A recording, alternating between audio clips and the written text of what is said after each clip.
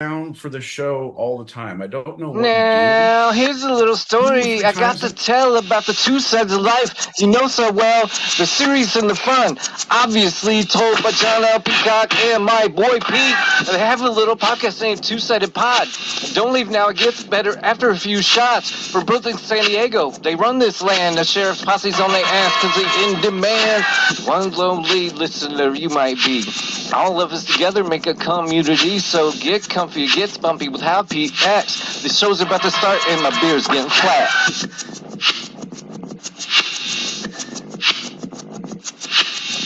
You're listening to Two-Sided, a live recorded podcast where each week I challenge Pete with a bit of the two sides of life, the serious and the fun.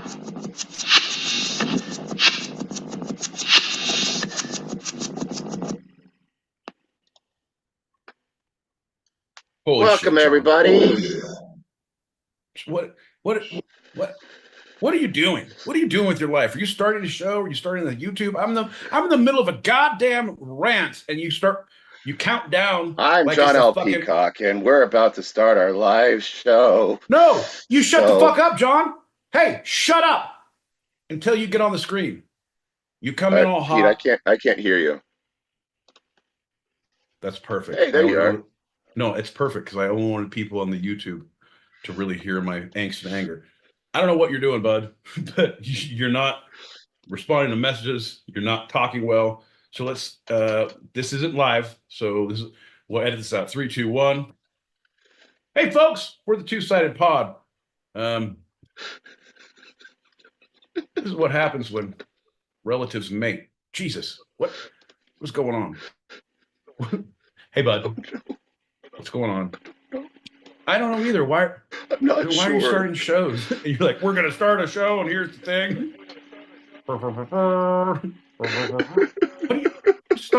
Just stop. Remember, you were gonna play the music that you had before.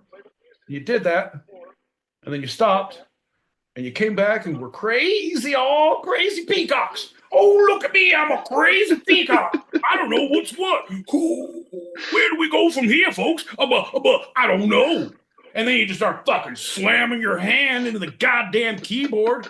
Play messages, play videos. Oh. John, I'm an artist. John, look at me in my good eye. That's the one back here. No, John, look at me. I'm looking at you. All the PD boys out there, I want you all to know it's going to be okay. We're going to make it through this. Oh, everyone on the YouTube, sorry if you don't know. Anyone a fan of mine you're all PD boys. We're going to get sweatshirts. I'm thinking of something with a hoodie with like a pocket, purple and gold.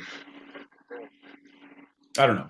I'm just spitballing. You guys talk amongst yourself on the erotic fan pages. We'll figure it out.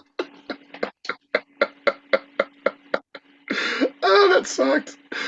Okay. Hi, everybody. Here. We got Awesome Sauce. Thanks for coming out. We got Jules. We got Spondy. Hell yeah. We got a few people out here, John. We got some good people in our stereo streets. We're here every Tuesday, 8 p.m. Pacific, 11 p.m. Eastern. That's 4 a.m. Greenwich sandwich time if you happen to be across the pond.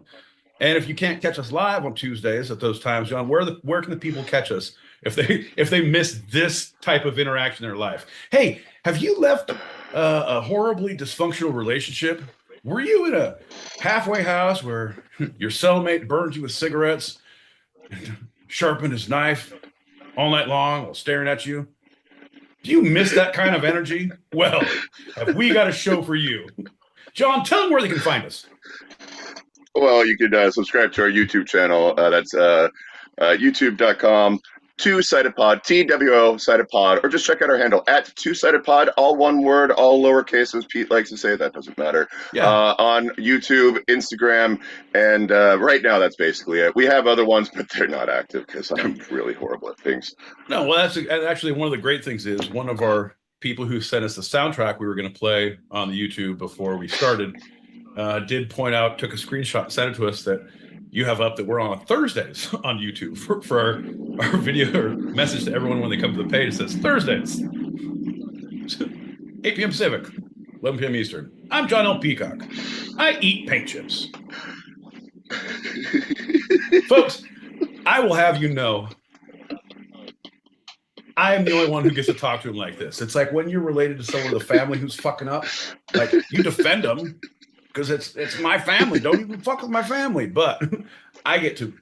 This is what home violence looks like. Oh, try to sit around a Thanksgiving meal with us. This kind of energy. Oh, yeah. You'll be praying for tryptophan or tryptanosis or doesn't matter. You're tripping. Anyway. Pop those 3 packets. We'll start the show proper. All right, there we go. Yeah, because we'll do that. Sorry. Too late now, John. Too late now, John. Way too late to start. Gone. The steering fucking lost us on the last set of curves. We are gonna make it nowhere fast. Popping packets. If you want to fire, let's get your tickets little. Order a job and be a man. You know this. Would you like a proper peacoat for your peacock?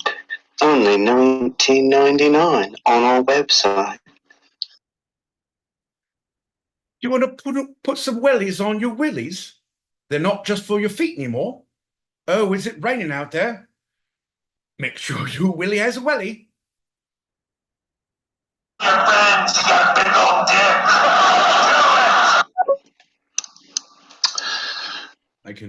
I can't condone that type of language. We're a family show. We're really pushing to get that primetime slot, 9:30, 10:30 a.m. Hey, let's do a shot.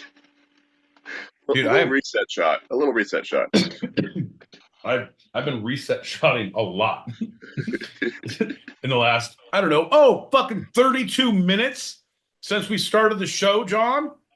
Oh, and look, we just started streaming 6 minutes ago.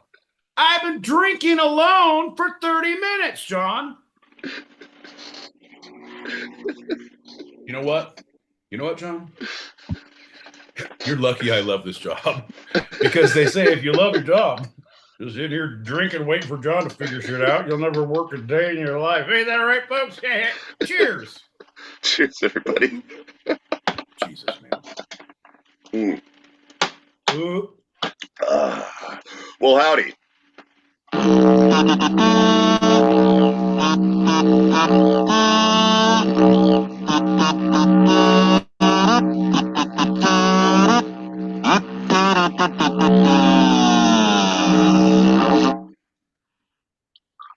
I'm John L. Peacock out in Brooklyn, New York. I'm my boy Pete, starting my rant about 30 minutes too late in Southern California. And you're listening to Two Sided, a live recorded podcast where each week I challenge Pete with a bit of the two sides of life, the fun and the serious. Oh, John. The fun and the serious. You know, that I don't think that's correct, John. I think it's more of the me and the you, you know? The yes and the no. The push and the pull, the give and the take, the ebb and the flow, the yin and the yang, John. The laurel, the hardy, the pad, the tie, the ball, the hammer. Oh, you've never hit a ball with a hammer? That's why we don't see eye to eye, John. And that's why I never got drafted. The pinky and the brain, if you will. No. We're the brain and the lack thereof. We are the Abbey and the normal. We are the dumb and the dumber. We are the lesser than and the lesser than great. Well, my boy Pete, because we're off to such a great start, let's get our check-in in. My boy Pete, how you feeling? Rushed, John. I feel rushed. I feel like the white rabbit. Oh, gotta go. Like, and I don't know if it's the drugs kicking in, but I got somewhere to be, like a rabbit. No. No, don't blame it on the drugs, John. Don't blame it on the rain that was falling. Just whatever you do, don't put that blame on you, John. It wasn't your fault that you don't know how technology works. I certainly will not blame my computer. I will tell you that. I will not blame my computer for completely freezing up and saying I have low resources. I will not do that, ever. Ever. No, because if you did that, it would be silly, because that would be the same excuse for 3 motherfucking years. And who does that? Only a goddamn idiot. Crazy. So it's not that. That can't be that. Pop those packets and we'll get started. Okie dokie. So why don't you finish what you started? Yeah, John, it's about goddamn reaping what you sow, my friend.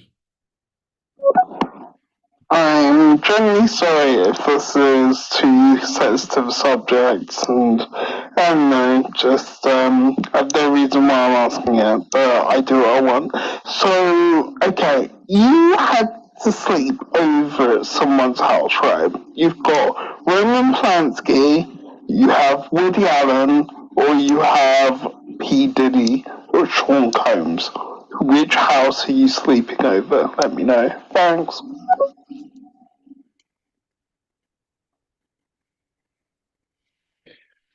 It's a simple question, John. Easy question. Do you want to go first? Yeah, Woody Allen's. Play some jazz.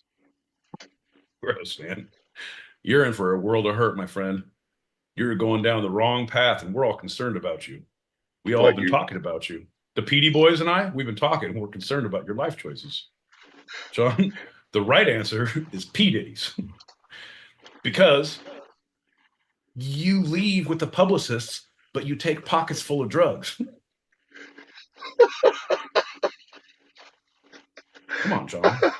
It's a simple equation. Like you've never said an Irish goodbye early at a party and like, oh, hell yeah, for sure I'm going to just open this beer and walk out with it. And like, yeah, it's a fresh fucking beer. I might as well grab you one too. All right. Well, shit, we might as well take a 6-pack. Come on. You know you've done that. Well, it has to be a sleepover, though.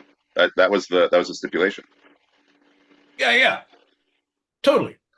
What are you going to do? Listen to some jazz and talk about horrible things? There's a good chance that nothing horribly wrong will be witnessed by you.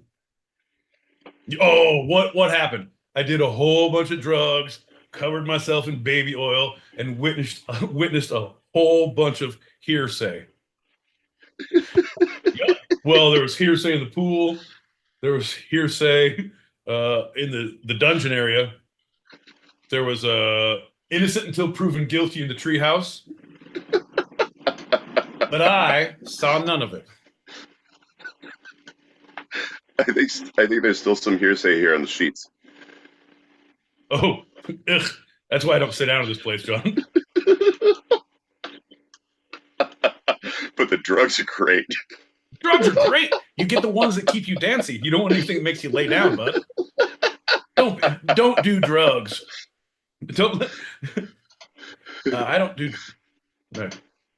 No, that's different. Nope. Have a brain fart. There's a joke there somewhere. Not coming out. Fair enough. All right, you wanna go? You wanna go? We got two more. We got two more. Ready? What's going on, gentlemen? Long time no see. I know, baby, busy and shit, even though I never leave the fucking house. It seems like every Tuesday night at 8 p.m. Mountain Standard Time, there's people at my house. If I'm not paying attention, man, I'm like, if they think I'm in the room, they might say something to me, and I'm gonna miss it. But I'm here. We're available. Still broken? We're still broken. I can't put weight. No, we aren't. You are. Anyway, I can put weight on it in like 10 more days in my walking boot. But I got my stitches out. Good. So you got the stitches out. You got no weight in it. You got a walking boot. I'm asking for a friend how many refills on them bikes you got. Inquiring minds and such, my friend. Cheap, mate. What do you want to do? Every night.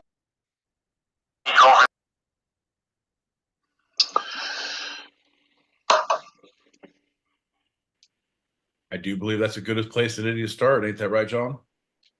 Yeah, I think with trying to take over the world, the best thing we could do is just go straight into our first lightning round. Lightning round. It's time to get down. Come on, yeah. Woo! What's up, John L. Peacock? What's up, my boy Pete? What up, lightning round guy? How you doing, brother? Oh, chilling. Another day in paradise, man. Staying cool. How you doing out there, baby? Staying freezing. Actually, it's gotten here in That's crazy, man.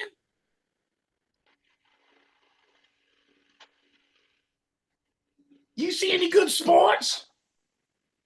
I will follow the Cardinals. You following any football, or are you a soccer fan? Nope. How about the economy? You see Oh, that? interesting. You ask about that because I have a couple of I have a small TED talk. Would you like to sit down and just have a little? All right. Well, more- it's been good talking to you.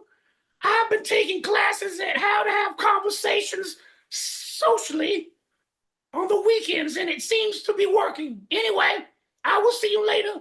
Have a good show. Good day. You are both fine gentlemen. I will not be huffing paint in the back room. Bye. Glad you have good weather. Oh, I was really trying to It's connect. horrible. No, I know. You just let him. He's practicing. The whole thing is, as long as you don't say horrible things, it's a good day. Anyway. Well, anyone who's anyone knows that the first lightning round of the episode is always a standard Q&A. My boy Pete, are you ready for the questions? Yes, I will pour a shot. All right. Well, okay. Yes. All right. First question. My boy Pete, how much money is the most money you ever received at one time? Oh. That's a sad ass question, John. Why? Because then, like, all right, well, how and when and why? And you're like, what is that for? Because then you have, like, I'm already on 3 steps ahead of you. Like, this answer is going to dictate my next 2 answers, and I got to figure out what I want to tell you. Because whatever amount it is, it'll be like, oh, so that is either your paycheck, which won't be impressive. That will be a medical, legal settlement, something, or that will be something illicit that you came up on loot. It could be others. It could be others. All right, John. First question, John. Name one other way to get a large amount of money, the largest that you've ever had in your life, other than legal settlement, illicit means, or a paycheck that is stupid crazy. I've heard of people getting inheritances from Nigerian princes. I did that once, but I spent all that money on big dick pills, John. What a liar that prince turned out to be. I guess a Nigerian prince turned into a giant fucking. Nope, that's not it. Winning the lottery. Winning the lottery. Okay, but that's also but that's okay. Gambling too. All right. Okay. All right. There's ways to go. I would say the most that I've gotten, or the most that I've held, touched, rolled around in like a whore, the whore that I am. Sorry, that's not where I'm going with this, because that's not the most. It was a substantial amount, but it was all in nickels. I was picking nickels out of my. Oh my God, there's another one, John. I couldn't make it through the metal detector. Sir, you're gonna have to step over here, jump up and down. It's about 728, 29. I thought you said they're nickels. I pressed a few of them together and made change. Oof, sorry. You know what? You can tell us either, and you don't have to tell us whether it's the truth or not. But what I'm looking for is how much money is the most money you ever received at one time. Let's say what you want to say. About 15 grand, like give or take a couple hundred. Okay. Roughly. Do you want to say why or how? No. Okay. No. Let's move on. What I can say is that I didn't have it for long. I'm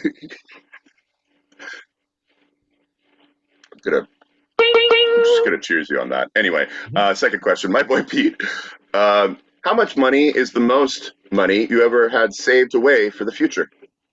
I can tell you it's nowhere near 15 grand, John. Tell you that much. But all right, the term paycheck to paycheck is fun, right? It's kind of my motto in life, but I just make sure that my paychecks are a little bigger. So it's like, oh, that's you got a good amount in there. Like, it's a fucking paycheck. Just gotta put another one in, and then it's better because that's gone. The first one's gone. And do you know about cake, candy, drinking, and what was the other one? War on drugs? Take up a lot of time, energy, and financial resources. Here at the Two-Sided Pod. Yeah, no, I mean, I have my see, I don't count that. Are you talking like you're talking liquid cash? You're talking I'm money. You're talking savings account, checking account, money. Like yeah, no, I got all that fucking IRA, 401k bullshit that they tell me I need, and like yeah. Those are pieces of paper. Those don't mean anything. Not gonna be living that long. Like when the zombie apocalypse hits, man, that shit ain't gonna fucking stand for nothing. Right. Puka shells and bullets, John. That's why I've been gathering puka shells. No, that's not it. They're very, very beautiful as well. Yeah, man. As far as cash on hand, maybe like less than 10 grand, 7 grand, maybe. Now, cash on hand, that's like savings account, checking account, under the mattress. Like it doesn't. Yeah, it's just like no, saved for the future. No, I'm talking cash money in case of bail. Oh, right. If I don't want to like, this is bail money. It's not future. It's not retirement. This is bail money.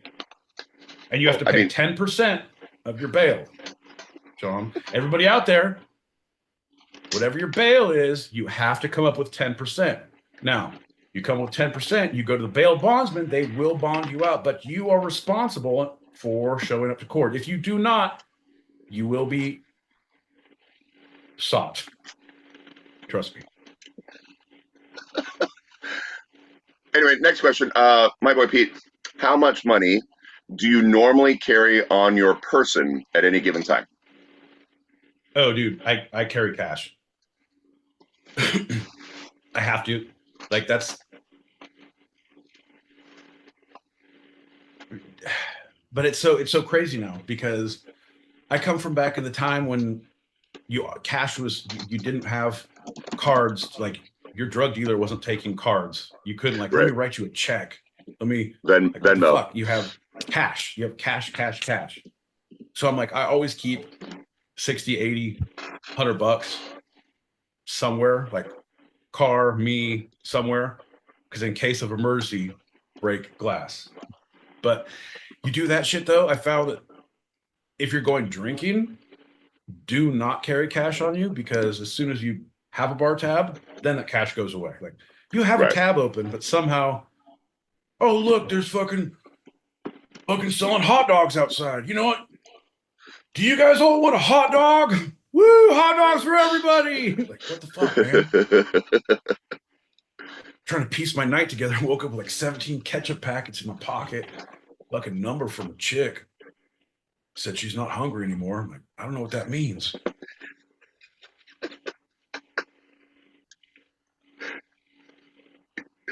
Bad decisions, John. Okay. I guess that leads me to my final question. My boy Pete, do you have any spare change? I got about 33 cents. Nope, 32 cents. About 32 cents. All right. All right. Everything's earmarked, John. I would, but you know, it's budgeting season.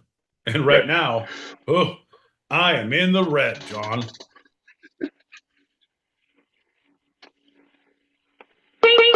let's so Pete, really, could I get those 32 cents later? We'll talk off there. Okay. Let's pop those packets and get to our first segment. 17 million. $1 million. That's the most I've ever actually held at one time. It was the time I robbed a casino, and it was called Lakefront 11. It was pretty cool. Had a whole lot. Anyway, we'll talk about it another show. Cheers. We'll take that to the Patreon behind the paywall. There you go. Ooh. Pop those packets. Dandy as fuck. Ooh. I got actually 10s, Okay.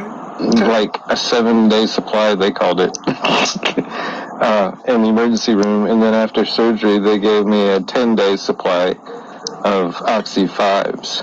Boo. Which I still have some. I've been rationing them out as I need them because it does actually fucking hurt. And I even have some of those 10s that I intermittently take if it's really bad.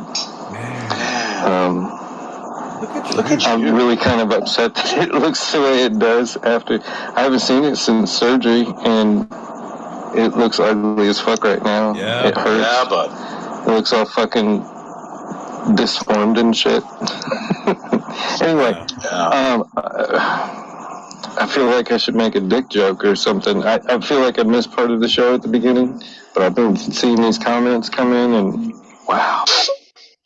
Well, I wouldn't say you missed it there, Mind Fox. I would say there were a lot of dick jokes, but you know, just to feel at home, anytime you pop in, just throw a dick joke out. We want everyone to feel like it's home for the holidays. Yeah, man, that's good for you though, bud. Like having the wherewithal to hang on to some 10s, some 5s, keeping all those going. That's good. That's really good. And don't worry about at the look of it right now, like the first couple times you see when you unwrap and rewrap and looking like, yeah, it's bad. Things are bad. Like, yeah, not good. And especially depends on who your surgeon is. You'd think that surgery should be all specific, but it is very gender oriented because you can have the same surgery for a girl or for a guy, and the surgeon will finish it differently. They'll finish the stitches differently. They'll be a little more careful. So when I had I had pins put into my shoulder, and I had the exact same surgery as, at that point, my girlfriend, who had it a year and a half before. Yeah, no, it's not like a weird kink we were into. It's not like Crash. Like, no, you dislocate my shoulder right before I come. But it turned into that. Once you're turned onto it, fucking, I'm telling you what, whole new thing. But hers, she had this really great scar, same surgeon, but he put a stitch on the top and then went underneath. On mine, he just fucking stapled it. So I had a railroad track all the way down. I was like, what the fuck? He's like, scars are good on guys. You're fine. I'm like, holy shit, that is sexist. I'm a dainty, pretty princess. Treat me as such. I find that whole scam about like Nigerian prince really like misleading because I am from Nigeria, so I might actually be related to a Nigerian prince. It's like a 50-50 shot with me. I'm not gonna lie to you, I have rejected quite a number of brothers or cousins or whatever the fuck. That's a message to you, John. You're the one running the Gmail account for Two-Sided Pod. The email address is twosidedpod@gmail.com. It's TWO sidedpod@gmail.com. If you do get a message from a Nigerian prince, just give him what he wants because it's Muse Lover and he's with us. So I'm doing like mature eating to the point where I've got a salad and I've put it into a pita bread, so it's like a healthy, kind of like a healthy salad, And in doing that, I've bit the hair off my moustache. Bit the hair off the who? Mustache. Ah, yes. I used to do that when I had my big beard and I just let everything grow. I would chew off the ends of my mustache. I never trimmed it. I would just chew them. It's like that's how I kept it trimmed. Just like, oh, it's right there. It would anything that made it to my teeth level would be chewed off, but anything past, I'm like, yeah. And that's what I feel like people who are unhoused and don't have ability to shave and trim, they're missing out because if they just chewed on their mustaches, they'd look a lot better. Pull yourself up by your mustache hairs. That's what they say. Ain't that right, John? What's that movie, Fallout? Or no, it's a TV show called Fallout, and there's she goes off into town, and the currency is bottle caps. Hell yeah. Oh shit! Would I be that dude at the beach, like with the fucking colander, trying to find all the bottle caps? You know what I mean? Like super ultra homeless guy, Bro. trying to get rich in this bitch. 100%.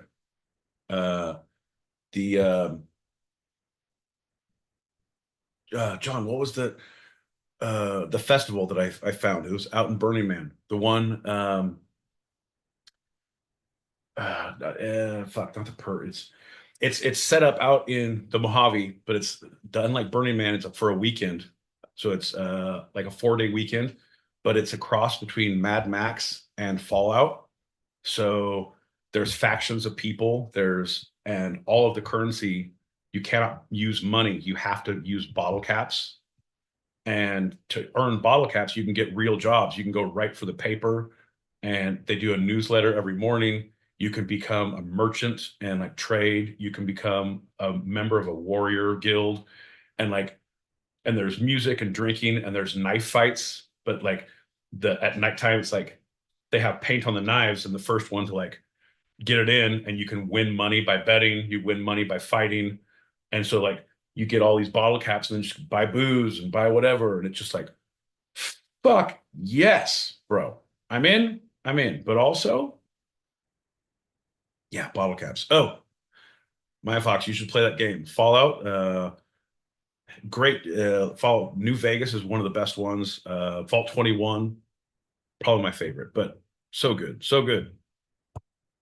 I believe Bob Ross caused that a happy little accident. Oh, you're actually into the... Oh, let's go, baby. Let's get it. Oh, shit, your leg's broken? Well, turns out you can slap that right over my shoulder because that bone doesn't bend the right way. Come on, John. Come on back, bud. Yeah. Hi, everybody. Yeah, and another thing. John's here.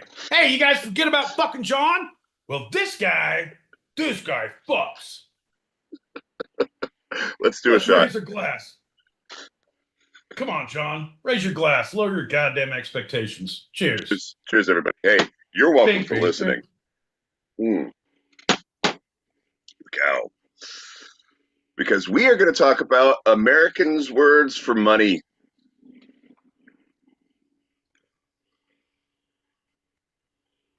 Okay. Well,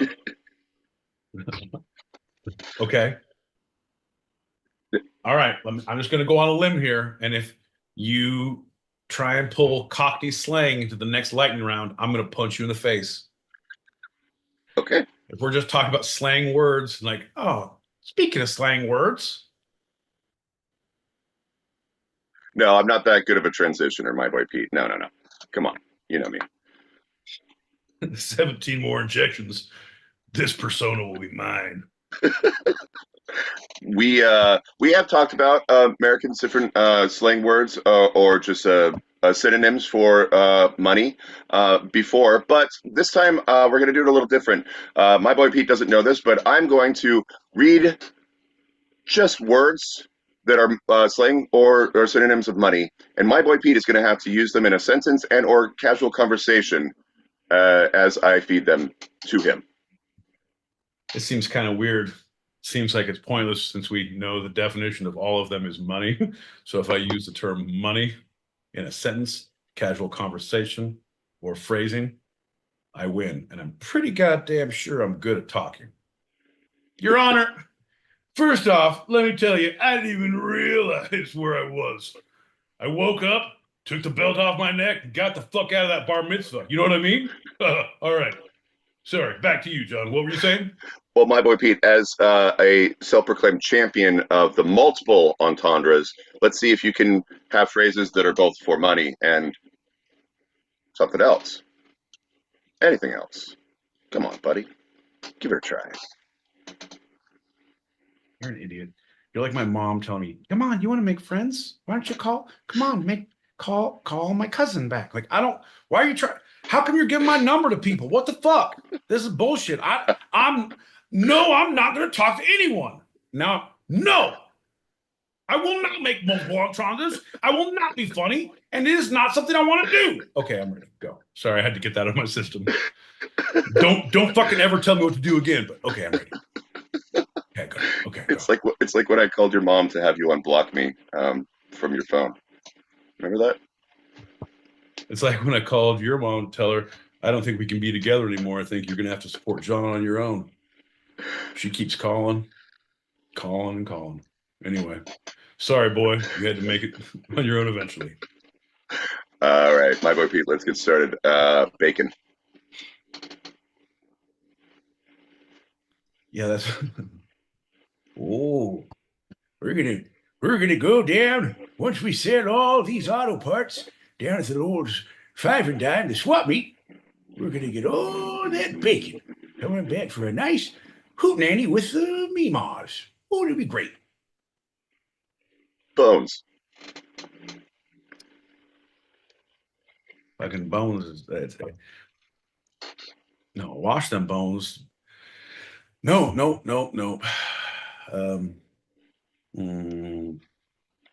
Oh, yes.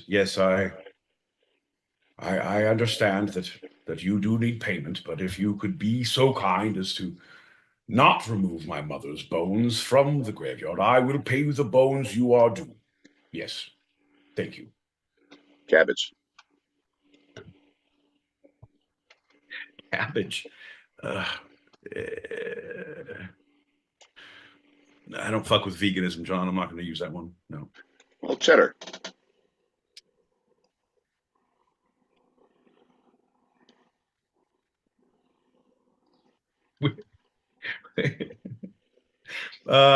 No. This is a dumb game. Now that we're deep into it, like, it's only going to get worse from here. Cheddar. Hey, look. You guys, welcome to my fromage shop. I hope you brought your cheddar because I don't sell anything better. My boy Pete's House of Cheese. Hey, nice, because cheese was the next one, so you brought that in, so it works. Let's give you an easy one, Box.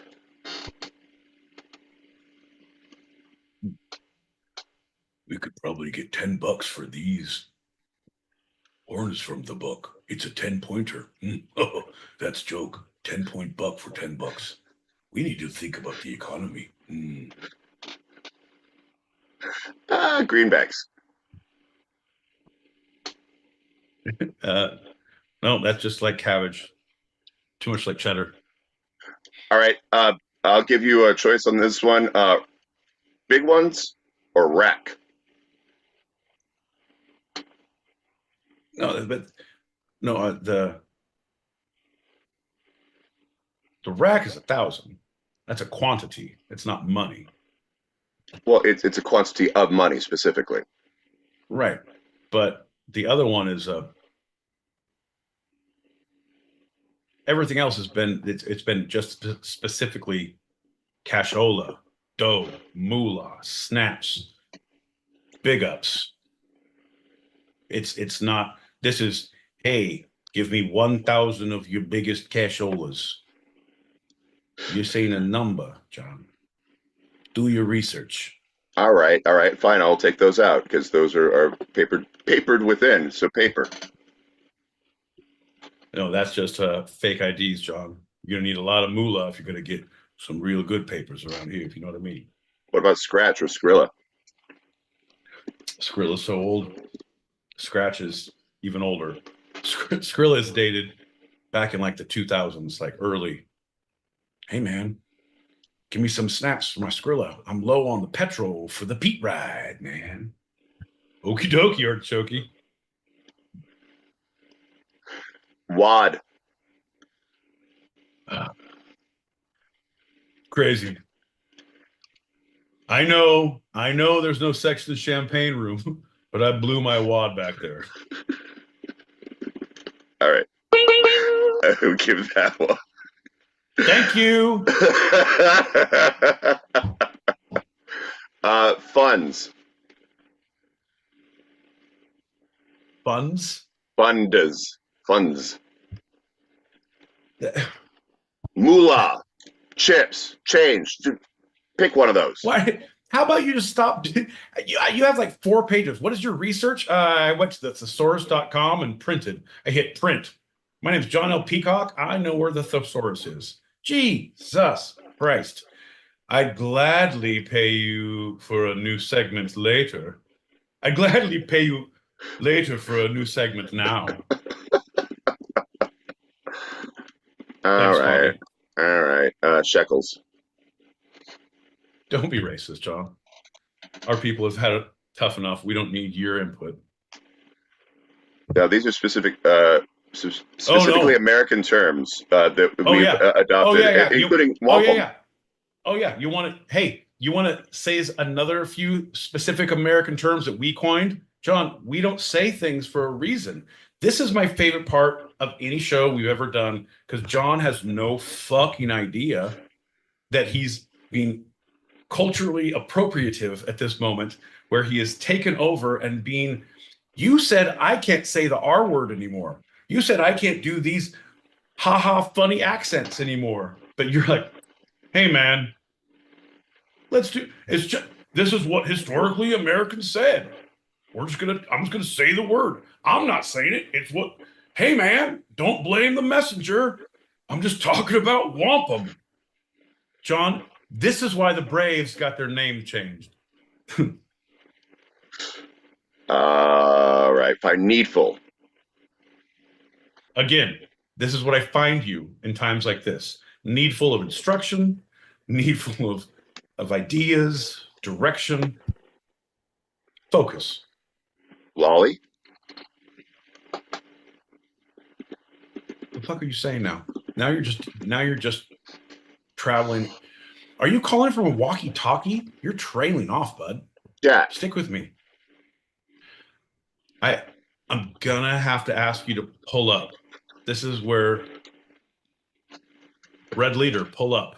Means. Hey, Porkins. Fucking Porkins, pull up. This is not going well.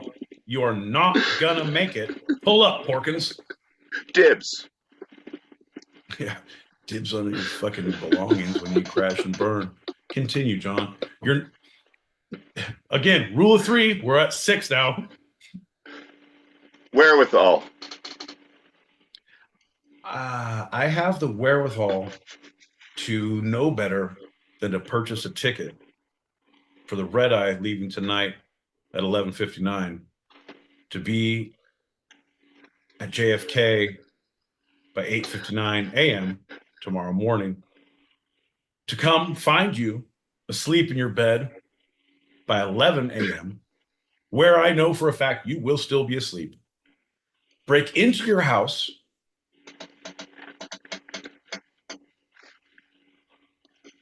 and your family will cry when they see what I've done. The wherewithal to keep that from happening, John, or the means to do it with? No, sir. Not tonight. Not on my watch. And finally, Finn. Oh,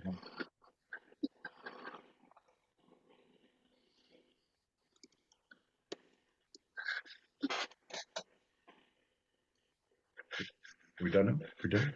Yep, Oh, is that it? oh All yeah, right, no, we're good. I said Finn. No, I'm not. I'm not fucking talking to you. I'm talking to my assistants here. Yeah, we're good. Okay. No, when we're talking show programming, I don't even mess with you anymore, John. You're a goddamn wild animal. You're like a fucking honey badger, man. You just go after something like, oh, I wrote a paragraph. I'm going to say the whole fucking paragraph. Well, I wrote 2 pages. You didn't write 2 pages. You printed 2 pages from a thesaurus. You know what would be a great idea if I read this thesaurus? You know what would be a great idea if my boy Pete learned how to say thesaurus.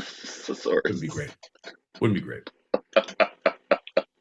Hey, John, what's another word for thesaurus? Hey, man, a book I'm going to hit you with when I show up at your house tomorrow morning. A synonym resource book? Yes. A synonym resource book. Well, I can't hate you any more than I do now, but you can keep on trying if you don't want to move on, because you're astounding. You're doing great. And that, my friend, is going to lead us to our next lightning round. Dull eyes, hollow fucking look on his face. Jesus. Staring into abyss. Look at him. Cognitively gone. Emotionally hollow.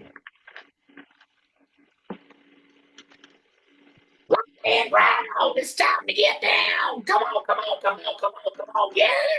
Woo! What's up, Pete? What's up, John L. Peacock? Hi there, lightning round guy. How are you sorry, doing sound like since you I guys saw are you in the left? Middle of a. Oh, look, you're both talking. Everybody's talking. All right. Everything good? Seems like my boy Pete seems a little fucking pissed. John, you look dumber than usual. Kind of pie-eyed. Like you've been hit by a 2x4 in the face. I'm not sleeping so good these days, lightning round guy. It'll happen. Well, after tonight's show, I don't know if anyone will. All right, well, good luck, guys. Bye. Bye.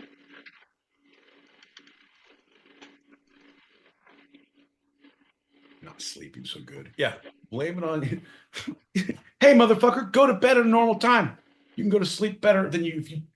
I know. I wasn't talking to you. I was talking to lightning round guy. This was casual Yeah, we're all in the conversation. same room. I'm trying to teach him. No. Teach him. Yeah, he ignores you these days. Like, he just doesn't care about you anymore. It's obvious. He was talking to me when you started talking too. So it was a whole thing. There's a lot of I could read the room. I could read the room. And agree to disagree on this one. On this week's lightning round, I'm going to name 5 ways that I see John's life moving forward. Well, this lightning round segment is one of your favorites and mine. It's one of our newest. In fact, it is our newest. My boy Pete is going to solve a cold case this week. Fucking Peacock did it. This motherfucker did it with stupidity on a Tuesday night on the two-sided pod, 8 p.m. Pacific, 11 p.m. Eastern. That's 4 a.m. Greenwich, Meanwich, Sandwich Town if you're across the pond. International date lines fuck shit up in murder investigations. Case closed. Well, yeah, but we're not talking about that one yet. That's a different case. This week. Fair enough. Fair enough. But when that body comes up, John, I want to be on it. I'm going to be. Hey, cops! I think I got some leads for you, man. Why does this guy keep on showing up to the scene? Hey, man, I know it's weird, but I made T-shirts. You guys want to wear T-shirts? We could be in a club. I know, not like the cops, like the cool John L. Peacock's murder solver extraordinaire. Also, we read Judy Blume books because they're cool club. And all right, and if you guys don't have Judy Blume, I'm going to bring some to the next meeting. You guys can all borrow. Super good. I have extra copies. You could just have those. Yeah. Side note, my boy Pete, nice use of leads, which is one of the terms for money that I didn't use. So, cops, I got some leads for you. I like it. I like it. Subtle. Anyway, my boy Pete, this cold case is the case of Hogan and the tripod. Oh, I know this one. Gawker had to pay out the nose for this one. And if you ever seen the Hulk, all you little Hulkamaniacs want to know what the Hulkster's wang looks like? Well, thanks to Gawker, you can. Thanks, Hulk versus the tripod. Case closed. The Hulkster's wang is tiny, and he's an old man now. Crazy. Oh, how our heroes have fallen. There you go. Hey, man, if you pull his wang up a little bit, 1, 2, the third time it stands up, oh, like his arm. Back in the day. I don't know if you guys like Hogan references. If you like wrestling jokes or... Sorry. What was the case? Sorry, this room is clear now. I'm ready to take on another case. Oh, well, Hogan and the tripod, and you said it yourself, all these heroes out here. This is the Bob Crane, 1978. Bob Crane was TV's Colonel Robert Hogan of Hogan's Heroes, who was clubbed to death in his apartment. Fuck yeah, he was. You guys. Come on. Who here? Raise your hand, and I'm going to speak slow so we all have time to digest and raise our hands if you're guilty. Who here has not scored a role on a successful hit TV series and turned to weird, kinky group sex that led to the murder of someone at some point in your life? Show of hands. Oh, a lot of guilty parties out there, right? Let he who was out kinky sex from a group sex murder investigation from a hit TV show be the first to cast the first stone. I believe Jesus once said. They said there was a few things with this one. They said there was a lot of conjecture, John. There was a lot of hearsay. Are you going to give me a little more about this, or do you want to tell the people exactly what happened? Well, I mean, we don't know exactly what happened, but we know he was clubbed to death with a tripod in Scottsdale, Arizona. And he also shared a very close... Scottsdale! Sorry. Shout out to Scottsdale. A close friendship with one John Carpenter. Right. You know, and John Carpenter, you know, big in the tripod game. Right. That was actually his nickname on the set when he did The Serpent and the Rainbow. They called him Old Tripod. Now, this is John Henry Carpenter, who was a pioneer in the development of video technology. Oh, yeah. This isn't John Oliver Carpenter, who pioneered different. You're right. Horror movies, right? Yeah. Right. Well, here's the deal, John. There was a lot of thoughts going around, a lot of moving parts. They said at first they thought it was they were looking very, very heavily into Sergeant Schultz. But you can actually look his interview, his interrogation up on YouTube. It was 13 hours. He knew nothing. Wow. Nothing.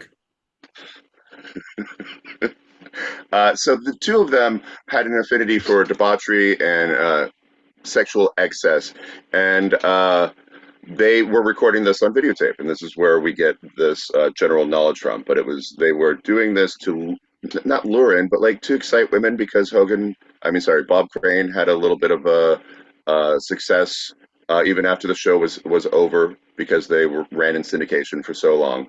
Damn straight, girl. Hey, you want me to free some prisoners through your tunnel? Come on back to the Palisades, and we'll make things happen in Scottsdale.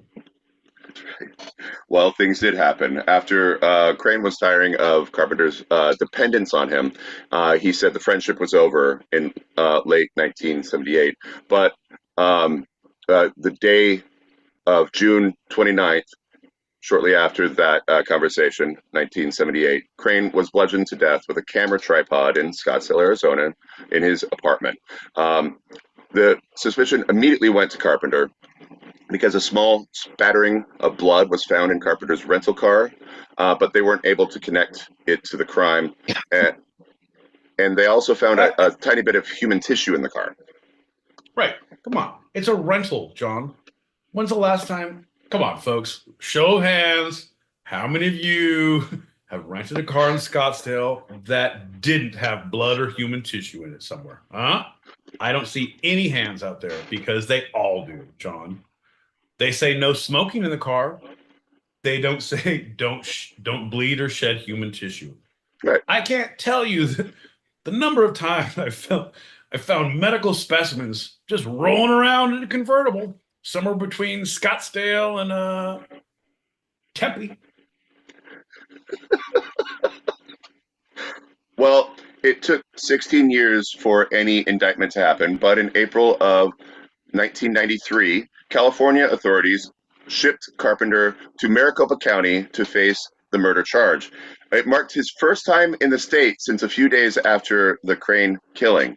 Since that time, Carpenter says he had refused to even fly over Arizona. Well, it has gotten a lot hotter there, John, in his defense, Uh-huh. since the 70s. Oh, my God. You know how hot it gets there? Well, if I was Carpenter, I wouldn't want to go back either. Well, that and the murders.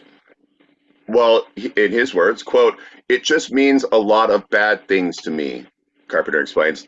Quote, "Not only did I lose one of my best friends here, those idiots accused me of doing it," end quote. And I didn't get my deposit back from Hertz. They said nobody performs animal sacrifices in a moving car. I said it wasn't an animal and I was parked. Oops, too much? Anyway, no deposit, and I'm not flying over the great state of Arizona again. Well, that arrest in 93 was a bombshell that generated more headlines worldwide than any other Arizona case up until that time. I believe the arrest and Supreme Court conviction of one of our sheriffs later on did generate more, but I don't have the full specs on that. So, my boy Pete, Yeah. this is a cold Yeah. case. It ain't that cold, John. Who did it? Here's the deal. I know what you're all thinking. You're thinking John Carpenter. Oh, but not that John Carpenter. We've already been down that road. We've wasted so many man hours investigating and watching those movies, which are terrifying, by the way. Hence John's inability to sleep because he watched so many horror movies. Also, I do appreciate your dedication to the research, John. I'm glad you looked up every single person named John Carpenter just to have some background when I would bring them up. I like that. I like the thoroughness. It says something about you. You're a man of character, a man of gumption, a man who should know better than to give me a case so simple as this, John. It is but a case. Look, it's a little case. I will bust it wide open. It's not cold, John. We know exactly. It is. It is actually John Carpenter's fault that it happened. It was John Carpenter's tripod. He did have a third person there, and right now, for legal reasons that we are embroiled in, John, I can't really name names. But I can say there's a third person. He was there. It was part of the play. So we were doing a new sort of film, a snuff, if you will. And it's going to be all the hit, all the rage, all the new things. A good way to say goodbye. John, I'm just saying, just like OJ, he was there, but he didn't do it.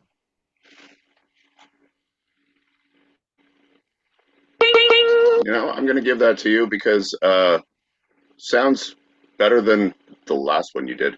And also, wait, hold on. You didn't name anybody. Who did it? Ah, John. Now that is the question I will answer next week, 8 p.m. Pacific, 11 p.m. Eastern. That's 4 a.m. Greenwich Meanwich Sandwich time on Wednesdays if you're across the pond. Here on Two-Sided Mystery Theater. Or we'll take it behind the paywall because we need that Skrilla. Anyway, yeah, so he was acquitted for lack of evidence. Then he died. So it's much like the OJ case because we'll never know because probably the person who did it died or not. See, that's what you said about Tupac. I still think that we're gonna figure out who killed Ron and Nicole. One of these days, the cops are gonna cold case it.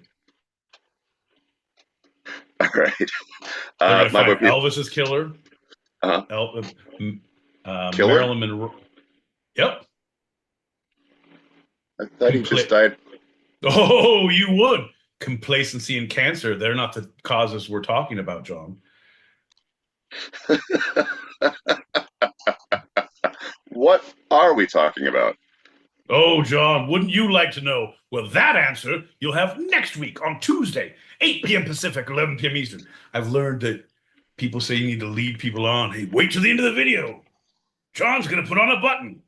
Oh, shit, just watch a little more. I don't know. There's algorithms or some shit, John. Doesn't really matter. Fucking play the game, bud. Fucking play the game. Well, let's play the game by going into our short. My boy Pete, tell the people out there what the short segment is all about. Well, what I can say is that thank you everyone for tuning in here on the YouTubes. There's a lot of people in. We got MFA here. Hell yeah. Spotty's here. We got oh shit, my boy Pete. This guy is fucking awesome. Yeah, we got all sorts of people, man. Thank you for tuning in. I don't really see them until they type in, John, because you don't give me fucking ability to sit in the front seat of this car. I'm like a child strapped in the back. I get no admin permissions around here. And I'm not saying I should have them. I'm not saying I should have them. I'm just saying I don't have them. And the short is where John reads one topic from a single source, and he sets a clock for 5 minutes. And when the timer, we talk about that for 5 minutes, and when the timer goes off, I guess we stop talking about it. But it won't be a hard out because once John's silly alarm goes off that he won't turn off in a timely manner, we'll be able to put a button on it, as John likes to say. Yeah. Nice. John, you're like a rare wild animal. You need to be seen in your natural environment.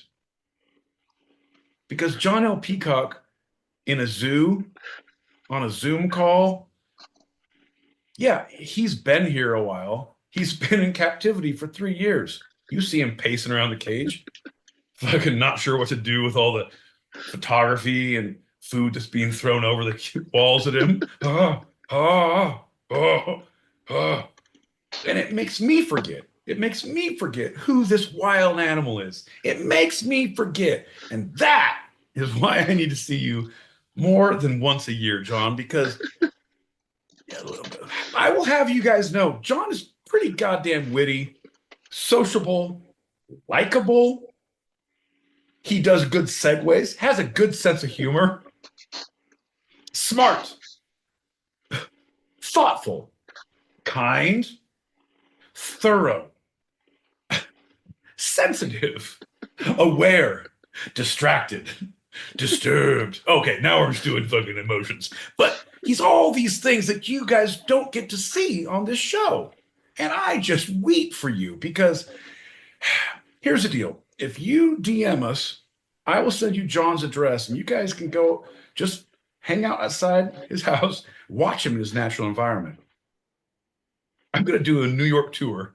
Hey, I'm going to show you all the great spots in Brooklyn. We're going to hit a couple of these. There's a shawarma joint. There's 3 pizza places. We're going to go to John L. Peacock's residence around 3 p.m. He's going to leave his residence. We will all follow at a safe distance. When he turns around to say, hey, Everybody freeze. His vision is based on movement. When he moves ahead, you also follow. We will follow him to his place of work. In his destination, it will be most uplifting, enlightening, and enthralling for all of us. Are you ready? Follow the flag. Here we go. The lovely, majestic red peacock in his natural habitat. This guy. This guy. It's so true. It's so true. I like it when there's a fine line, and I'm like, oh, when you're not reading and you're not talking. No, okay. When you're not reading or talking or listening, you're right in there. You're like right in the cut. But then but the show starts, and you're like, I'm gonna read. And like, here he goes. We lose the true essence of John. Now it's like, bah, bah, bah, I'm John. And then you're listening, you're like, and then you're like seeing things, and you're like, oh. Yeah, it's sorry, those the bit was over like 5 minutes ago, but it kept getting funnier to me. Like, what's your problem? Well, it's the scene, the hearing, the talk, the breathing, the reading, the breathing, Chewing. Fuck the chewing. Just the drinking. If he could drink, but only till the reading and the talking, the seeing and the breathing gets better, right? And then stop the drinking and then start. No, fuck it. Don't see or hear, breathe, see. Keep drinking. Don't change a good thing that we have going, John. Why reinvent the wheel? The headline for this short segment is, are you ready, my boy Pete? I forgot we were on a show. So, yeah, I'm ready.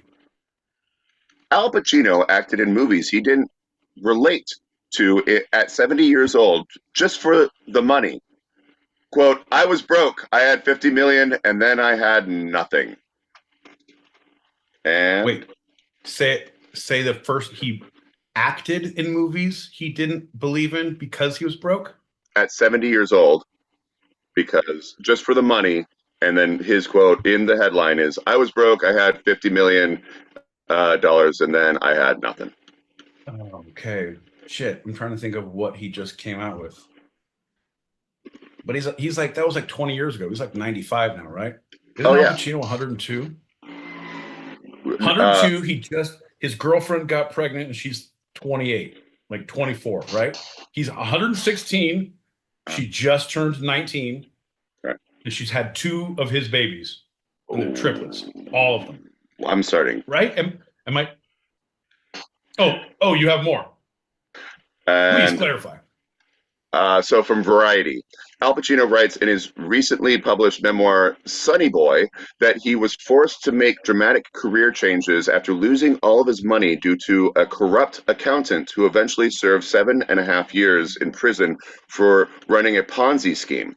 The accountant mismanaged the Oscar winner's funds, bringing Al Pacino's savings from a staggering $50 million to $0. Hooah! I'm broke. Things don't look good. Oh, no. So according to Pacino, it was in 2011 when he started, quote, to get warnings that my accountant at the time, a guy who had lots of celebrity clients, was not to be trusted, end quote. Not to be trusted. I'm here waiting to be trusted. Nobody's going to trust you. Not with my money, because I don't have any. Hooah! That's a kick in the can, ain't it? Ooh. Well, so the actor was already, quote, paying a ridiculous amount of money to rent some big fancy house in Beverly Hills, and then he took his entire family on a trip to Europe, where he flew various guests overseas on quote, a gorgeous Gulfstream 550 and rented out a whole floor of the Dorchester Hotel in London. Fuck yeah. Hooah! Can't be mad at that. Sounds real nice. Yeah. Only wish I would have gotten an invite. Fucked me royal. So at the end of that trip, Pacino returned to his Hollywood home. He became suspicious after realizing his finances had not dramatically changed despite spending so much on vacation. They'd not changed. So I thought, it's simple. It's clear. I just know this. Time stopped. I am F word. He writes. I am F word. John, you can say shekels. You can say wampum. You can read someone's quote instead of saying F word. You're an artist. Don't be a fucking puss. I was broke. I had 50 million and then I had nothing. I had property, but I didn't have any money. He remembers about finally looking up into his finances. And this business, when you make $10 million for a film, it's not 10 million because after the lawyers and the agents and the publicists and the government, it's not 10 million. It's 4.5 million in your pocket. And you're living above that because you're high on the hog, and it's how you lose it. It's very strange the way it happens. The more money you make, the less you have, end quote. 100%. The thing is, I'm with you, right? Mhm. On some level, I'm with you. Your paycheck is not your paycheck, right? It pokes holes in the feelings we have for him when he's putting numbers to things. 10 million. Hooah! Can't do it. Only 4.5. Oh shit, 4.5? Uh-huh. Shut your. Are you? What the fuck? How does the government sleep, man? You can barely survive on $4.5 million. Now you got to get another job in like what? Another 2-3 years or something? What do they expect you to do? Like work 3-4 times? Okay, number one, that's stupid. Well, number two, yeah. I apologize for being crass, John. I apologize for, I know in this day and age we don't believe in victim blaming. There's certain times when you can victim blame. There's certain times like, hey man, don't go in there. Hey, don't walk down there. Right. Like your friends, like, hey man, like, no, I can do what I want. Don't do it. And you get fucked up. Like, I am victim blaming you. You were told, you fucked up, and you got what you got. Right. It's when you're making this much money. If you're making any amount of money that if you can hold it in your hands, everything you have, if it fits into a small fucking Louis Vuitton carry-on, which costs more than the amount that you have in there, you're very aware of your finances. But you gotta get, when you get bigger, fucking people lose sight. You get like, oh, okay, all these Ponzi scheme people, like you trusted someone so much, one person, so much, with so much money. Diversify, man. When I get a big paycheck, I fucking take half that money, put it in a jar, bury in the backyard. Take a quarter of that money, stuff it under the couch cushion, buy the gun. Take the other quarter of the money, go to my bookie, pay the big on what I owe so he doesn't fuck up my kneecaps.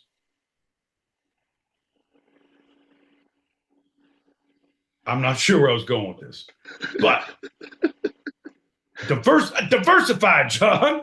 Keep your money working for you. Right, Don't work harder, work smarter. I believe it was Scrooge McDuck who just said, come on, boys. We're going to launch pads for, I don't know, I give up. But seriously, diversify and know your shit. Handle your business. You start making more fucking my buddies out in Colorado and fucking the people who have businesses or running businesses, you have eyes in the books. You have your accountant, you have your people, you have your managers, but then he has his wife coming in and they have another company that comes in, and you got to fucking watch your shit, man. Because someone will steal from you. Sorry, someone's going to steal from you. And if you don't think they will, I would like you to hire me. And I think we could have a great working relationship moving forward. Well, that's right on. We'll end it there. That was our short. And our TED Talk brought to you by my boy Pete. Here's the deal, folks. If you don't love yourself, how can you love someone else? That question will be answered next Tuesday, 8 p.m. Pacific, 11 p.m. Eastern. That's 4 a.m. Greenwich Mean Sandwich Time across the bond. Bond? Yes, I think we did bond quite well tonight, John. You're like emotionally, spiritually, phonetically. There were many consonants and many vowels said poorly and correctly, I will have you know. Yep. If you look at the over-under of words said correctly and slurs mal pronounced, I believe, can slurs be mal-pronounced? I think it's slurring is what I think that's the word the slur is something different. Right, no, it was what you were saying. I was talking about you when you were saying wampum and shekels. I was talking about you. I'm not talking about slurring. I'm 100% on point, John. I've been drinking water the whole time. Shame on you. I have my 4-day. Nope, that's not even a chip. Turns out I've been doing acid too. That's not it. You guys, you get it. All right, we're having fun, right? We should probably do a shot. We should probably do a shot. Yeah. Cheers. Oh, I guess you have to pour your water. Hey, shut the fuck up, man. Kids watching.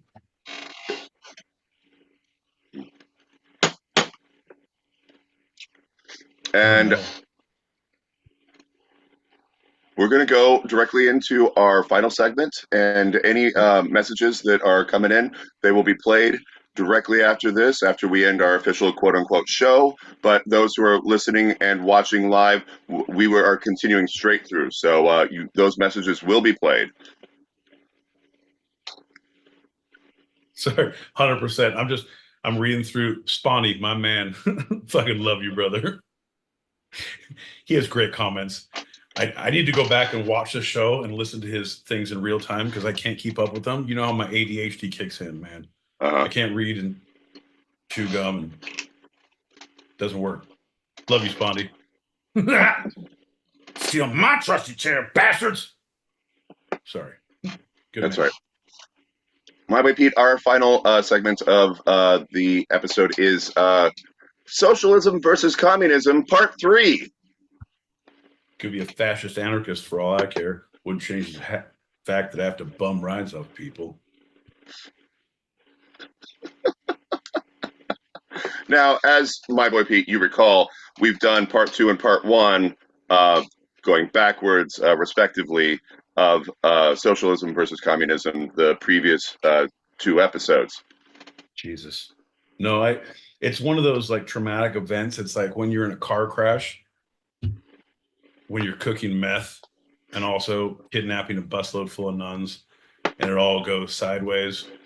And then your brain just click and turns all that stuff out. So you're like, no, man, I was here and I was getting on a bus. And then all of a sudden I woke up in the hospital. Things are good. Like, it is safe for safety's reasons. So I do not recall anything. My mind will not let me. And I think it's safer for all of us this way, John. The mind palace is a wonderful thing.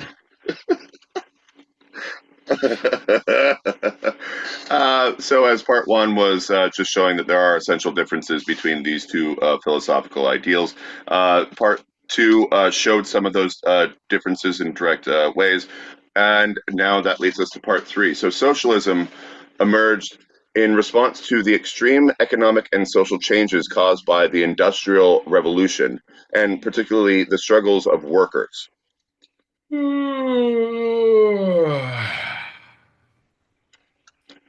Huh?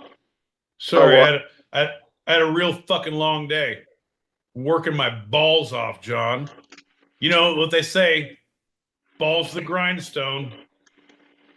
Well, I work at the old eunuch factory. They say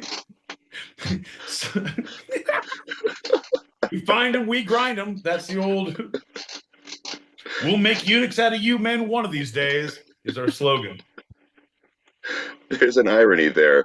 Ballless people working at a ball grinding factory. Anyway, so those people, those workers, including many others, workers during this time grew increasingly poor, even as the factory owners and other industrialists accrued massive wealth.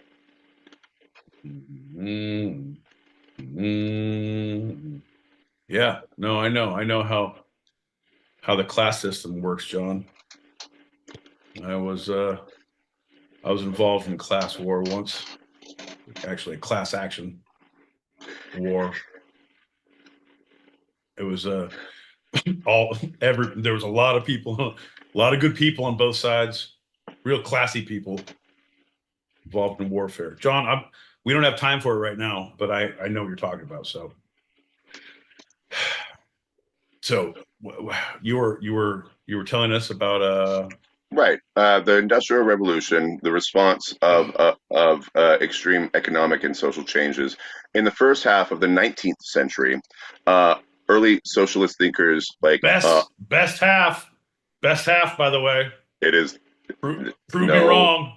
One of the best halves. You guys like toilets? We figured them out then. I would say the middle of the 19th century kind of brought on major change in America, which was pretty good, even though it had faults of the aftermath. But 100%. getting rid of that weird system we had. Yeah. Right. We fear change, John. Yeah. Why can't we have things back the good old way? Back with the plague and whatnot. John, when you could smoke. You're not referring to what I'm referring to. I'm just letting everybody know that my boy Pete is not referring to what I'm referring to of reverting back to the good old ways. Because I was saying there's a system that should have never happened that we got rid of in the mid 19th century, which is the 1800s, around 1860. Oh, Salem witch trials. Is this where we talk about the witches of Eastwick? I loved Jack Nicholson in that movie. It was pretty good. remember when Bruce Willis was in Death Becomes Her? That was him. I was just thinking of the two. They're making a musical. Oh. You know he has dementia. It's not dementia. It's something else. Look it up. Anyway, these socialist thinkers, Henri de Saint-Simon, Robert Owen, and Charles Fourier, presented their own models for reorganizing society along the lines of cooperation and community rather than the competition inherent in capitalism, where the free market controlled the supply and demand of goods. I really need to follow you to make jokes. I'm going to be starting to make bad jokes, and I feel like you're already apologizing for me, and I just need you to get to the point to see you're doing a lot of words, John, because friendship, cooperation, boo, fuck off, come on, what else we got? Yeah, we got fucking murdered by pirates. Murdered by pirates is good. Talk about that. Fucking talk about murder by pirates. Well, after that came Karl Marx, the German political philosopher and economist who would become one of the most influential socialist thinkers in history. There you go. There we go.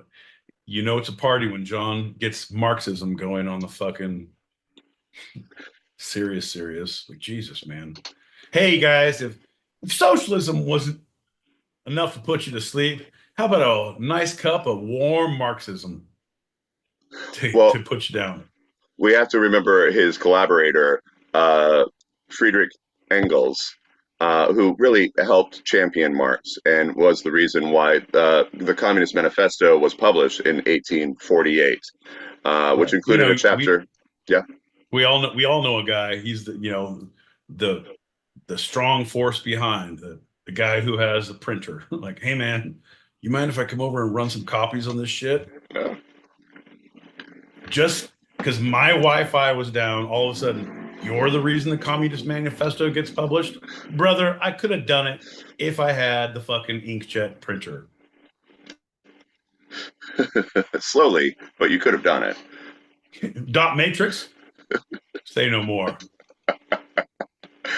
So there was a chapter in that criticized those earlier socialist models as utterly unrealistic utopian dreams, and so it in essence negated those early models of cooperation and friendship, and we're in it together, and said we got to do this. I'm sorry. What the idea is that people are fucking putting together a thought process like, okay, this is a box, and we're gonna like it's socialism. This is how it's gonna be. Like, oh, you know what? That box doesn't fit this and this. So here's this other box that we're gonna do, and these are bad, and this box is good. No, capital. This is the box. It's the same thing with religions. We're trying to, as a species, as a fucking human race, we're trying to quantify and qualify fucking everything, dude. Sometimes things are just fucking things, right? You can be feeling a certain way about one issue and then feel the exact opposite politically about another issue. You're like, oh, you're a conservative. You're a chaotic neutral. You're like, no, it's D&D. You're just playing your fucking player card. Like, don't put me in a box. I'm a person who has ideas. Like, nope, friendship and working is bad. No, it's not, motherfucker. Didn't you go to kindergarten? That's a good thing. Sharing is good. Right. Like, the idea is good. If you're going to use that as this is the cookie cutter of how we're building our entire system of governance, that could be wrong. You got to say, hey, man, you share, but also you need to do this so that you can grow. And you also need this because we have parent-teacher conferences and we need to make sure little Jimmy is growing in the right direction. So everybody gets to fucking grow, but everybody gets to share. And we're all here for the same motherfucking reason. So we're taking a little Marxism, taking a little capitalism, taking a little socialism, taking a little communism. And when you say these words, these fucking naughty words, it's like you saying shekels or wampum, people get all up in arms, you know? Mhm. It's crazy town. Words are words, and we're using them to classify, and people get upset about the classification.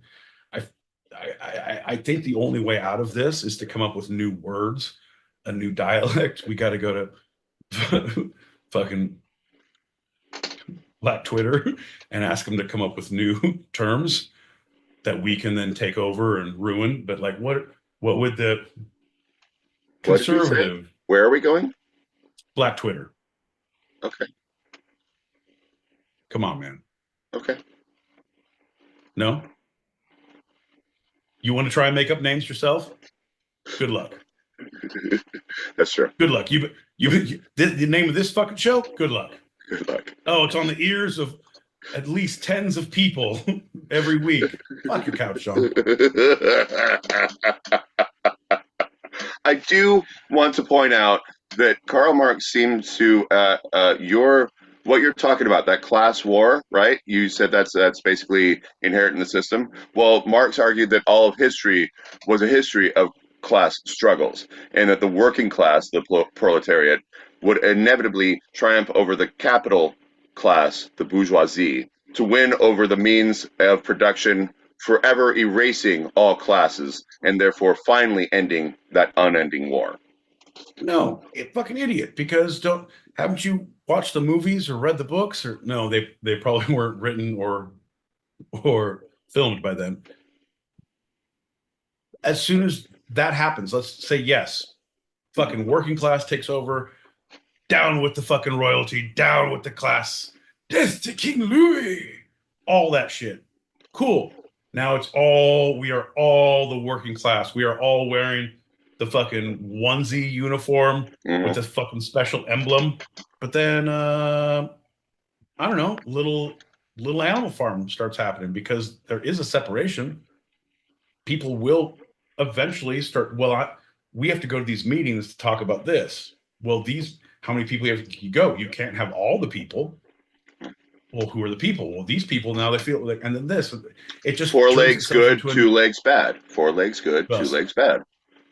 Some proletariats are more equal than others, John. All proletariats are created equal, but some proletariats are more equal than others. You're right, my boy Pete. What's your definition of proletariat? No. Sorry, that was Bill Clinton. That's exactly what he said on trial. What's your definition of proletariat?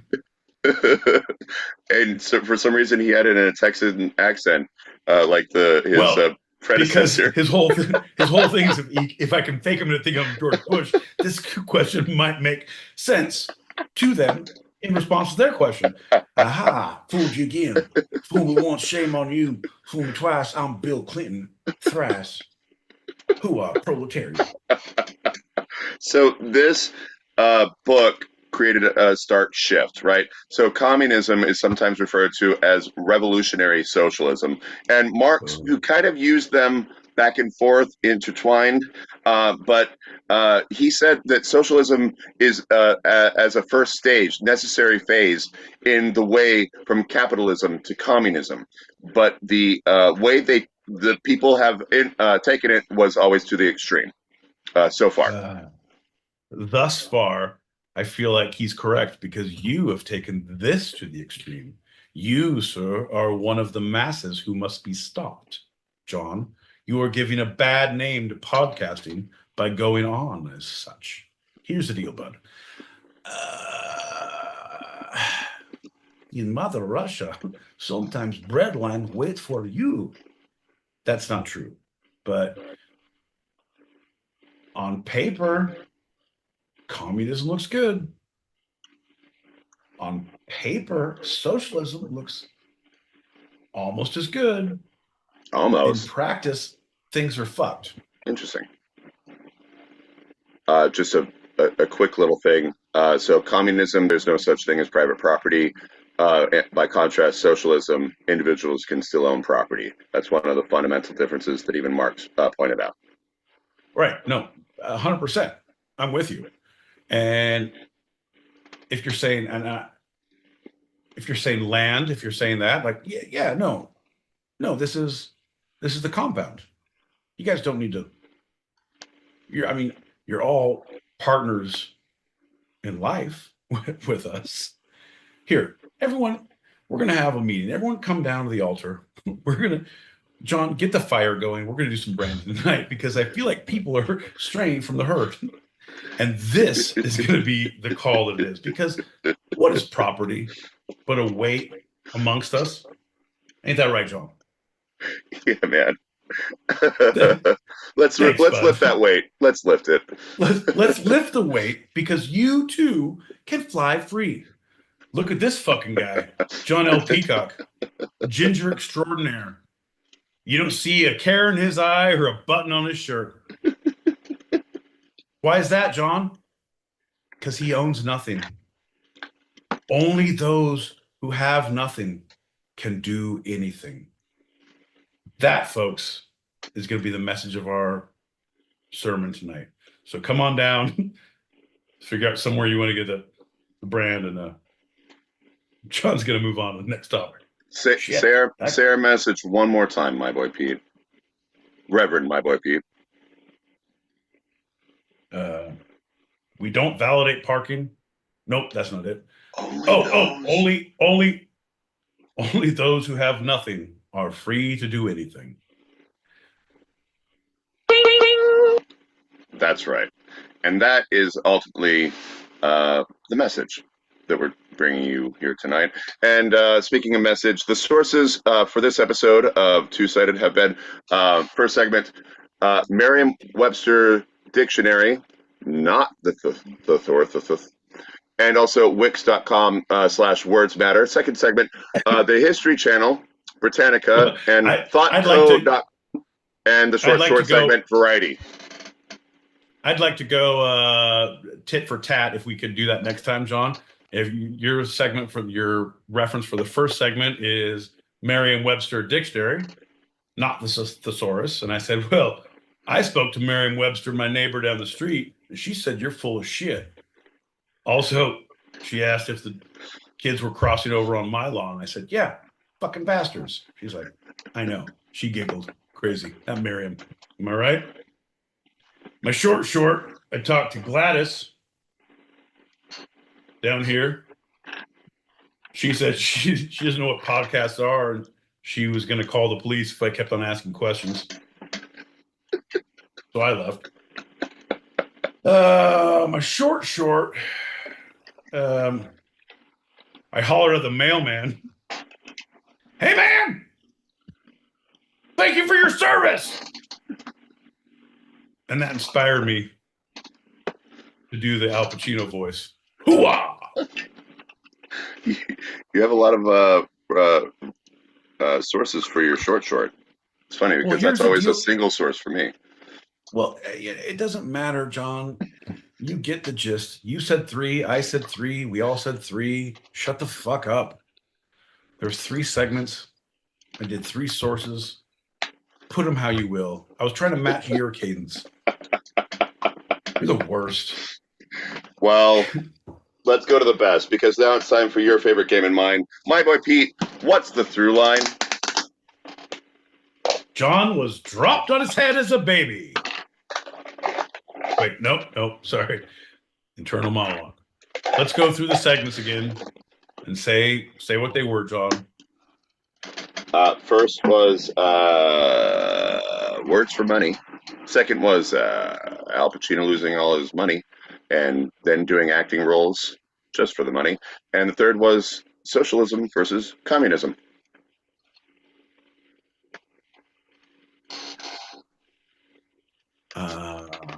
Final answer. Doesn't matter how many shows we do, we will never get paid. Any Skrilla. That's right, my boy Pete. Money makes the world go round. I believe that's exactly what I said, John. We're not turning this bitch. Not one turn. Well, before we get out of here, my boy Pete, is there anything from this episode you'd like to take a second glance at, a second look, second thought, a second opinion? This is Pete's Retraction Corner. I don't know if now is the time, John. I'm going to have about 25 minutes to rant in the green room before you come back and show your face. So I'm going to save up some of it for there. But I believe I need to...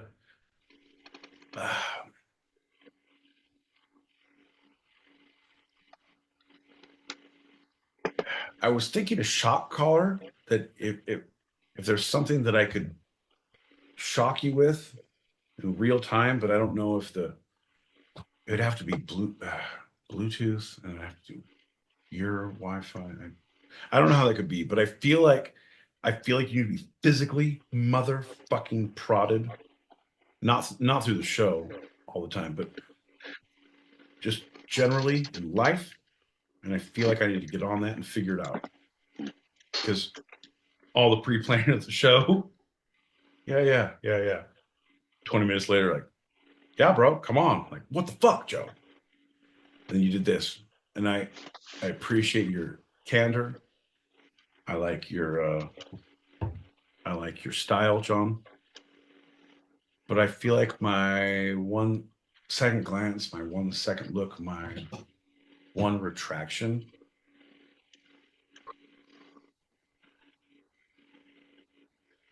would be my response to your normal persona and performance.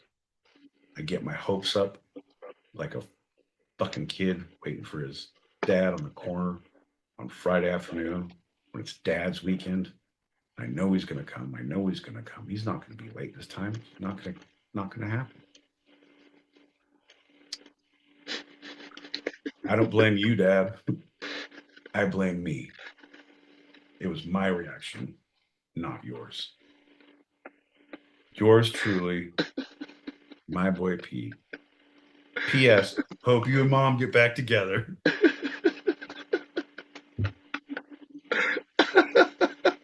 Well, let's do a shot and get out of here.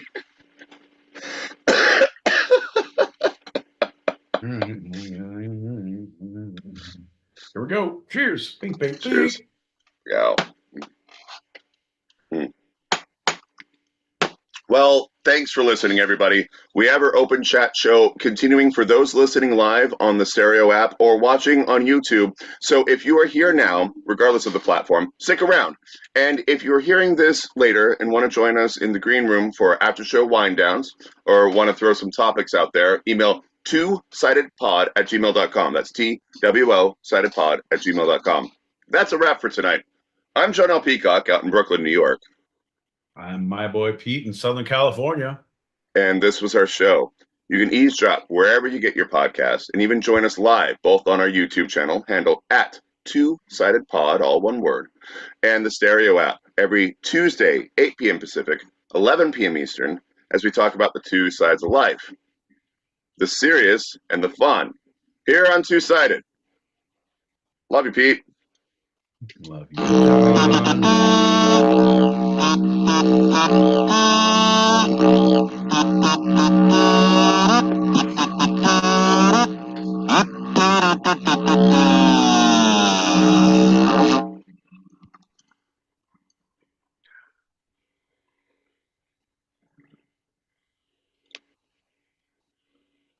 That's right, folks.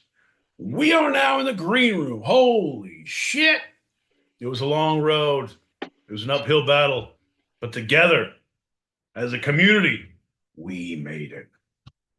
We traversed the storms, across the plateaus and the plains, through the rivers and the valleys. We forded streams. We spelunked caves. I don't think we, honestly, if we were traveling across country as a group and someone was like, we should probably fucking spelunk that cave, like, that's not going to lead us anywhere. We should probably not listen to that guy. That guy, don't listen to him. Anyone who's on a fucking cross country tour showing you cave holes, cave holes, shut your mouth.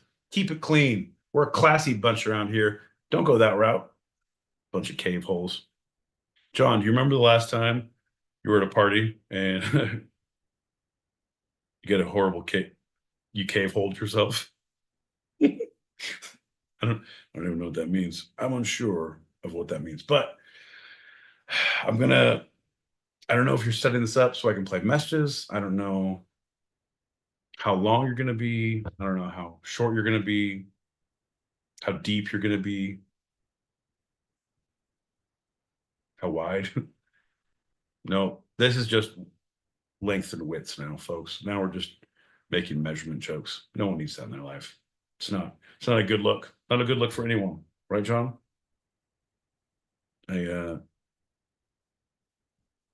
No, can't do that. So my thing is not working. Let's see if I can. This is not good. This is not good, John. Oh, wait. Okay, so I have to add you here this way. Can't. Oh shit. Man. Dude, I can't. Motherfucker. I can't. My phone is fucked. Add co-host.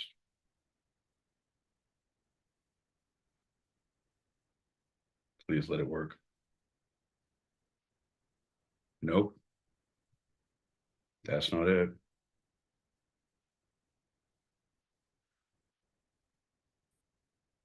Okay. Holy shit, I got it. Woo! Sorry, folks. That was touch and go. That was literally. That's the fun you can expect here from the Two-Sided Pod. What you can expect on a daily basis. What you can hope for, wish for, understand that nothing more is in your future than what we have in front of you is technological difficulties that we just found. I couldn't. That's all right. It was dipped down, so every time I tried to touch invite co-host or click on your thing, it would go to someone's profile And then it went to someone's page. I'm like, did I just end the fucking show? I just fucking ended the show. And I closed that. I'm like, no, we're good. So nobody touch anything. We're still good to go. All right. Right. Okay, so I'm gonna make it so you can play the messages. All you need to do is mute yourself on Zoom right now. Yeah, okay, John, we're going to try it, but I want you to know we've been through this before. And Mindfox, I'm going to have you and MFA is here too. I'm going to have you guys tell me, how does the audio sound? I'm going to mute and we're going to play some messages and we'll talk through it.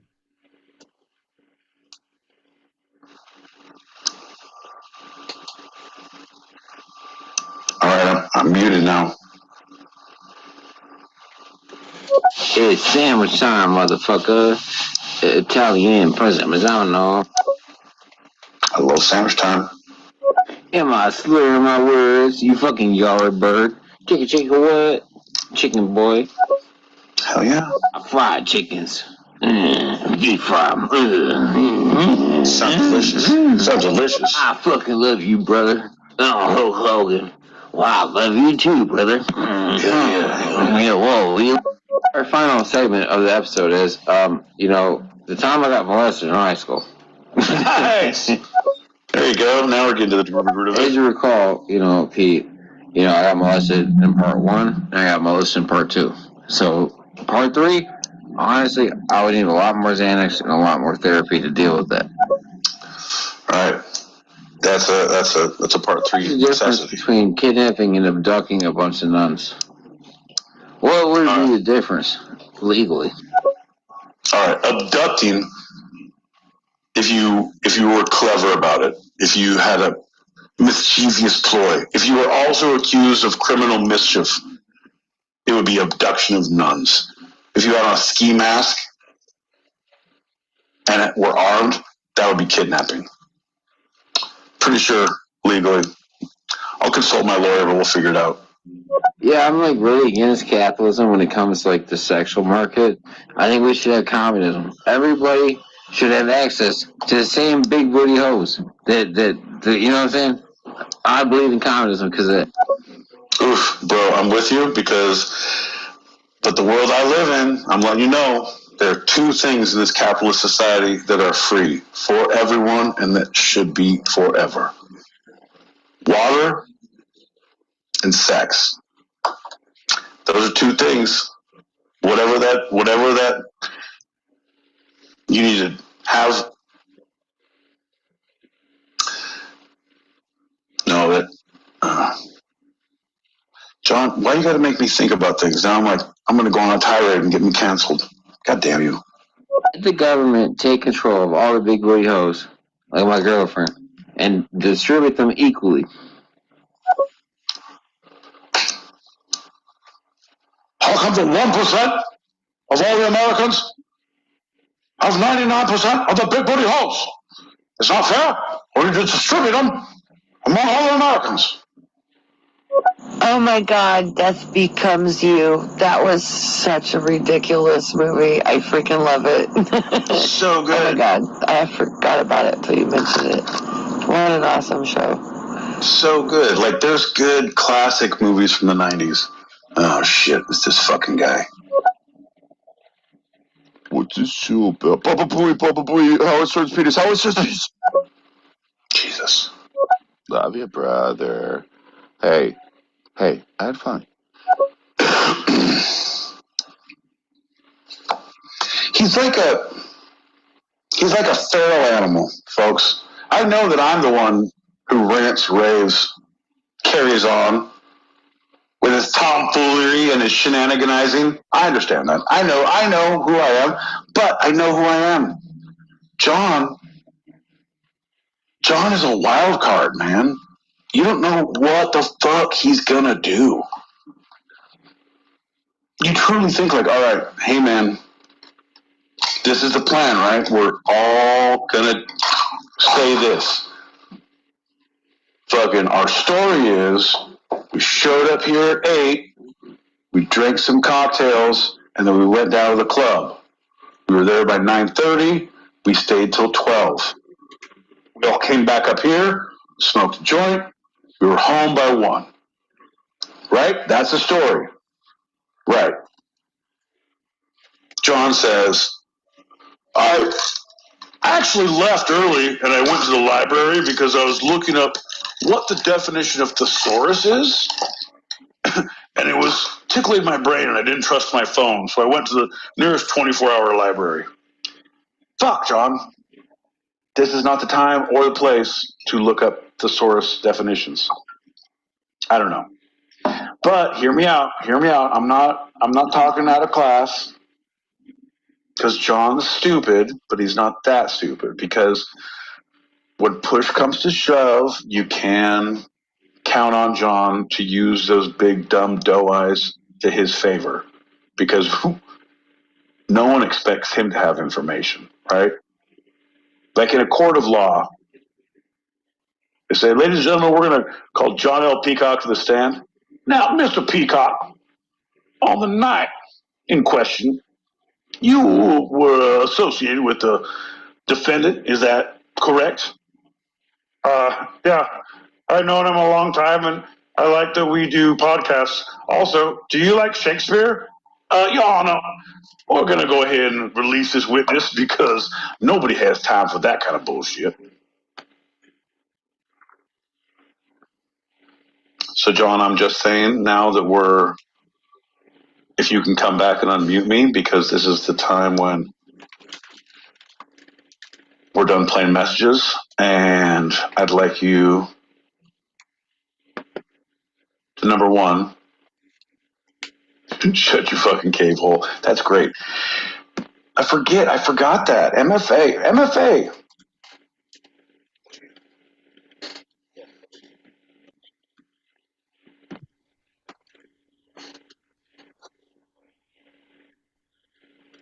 There he is, the fucking ginger guy, with none of the buttons seen.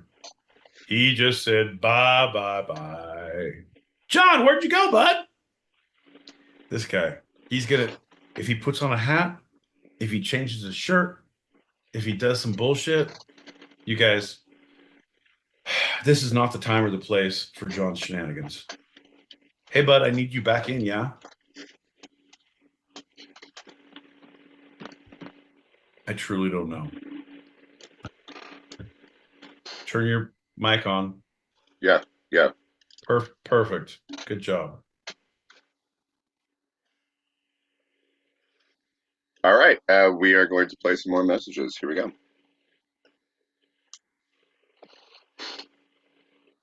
Do you like Shakespeare? That little court roleplay was on point. Hilarious. I've been listening on the YouTubes. Love you guys. How you doing? Yes, the green room. And we all know what John L. Peacock is doing. He's removing the lower half of his clothes. He'll be naked from the waist down. There we go. Ruined it for everybody. Thank you. So that is not true, allegedly. It's allegedly not true. Anyway, my boy Pete is doing the same thing that I'm doing, allegedly, which is maybe what Jules was saying, or maybe not. We don't know. What? Christ, what are you saying? What the fuck are you saying, you idiot? I was saying you were doing what I was doing earlier. No. I need you to focus on being a human for the next 20 minutes. If you could just fucking breathe in, breathe out, nod, and fucking talk like a human. Holy shit. You weren't going tinkles? No, John. I don't expel waste like you do. My body's clean. It's a fucking temple. It's a goddamn engine. I never said who worshipped there, what kind of fucking loads we hauled, but shut the fuck up. No, you said he could be doing whatever I'm doing. whatever Jules said. No, motherfucker, you're the pantless wonder. Don't play stupid with me. Fuck off. Shut the fuck up. So Shut the fuck up. Shut the fuck up.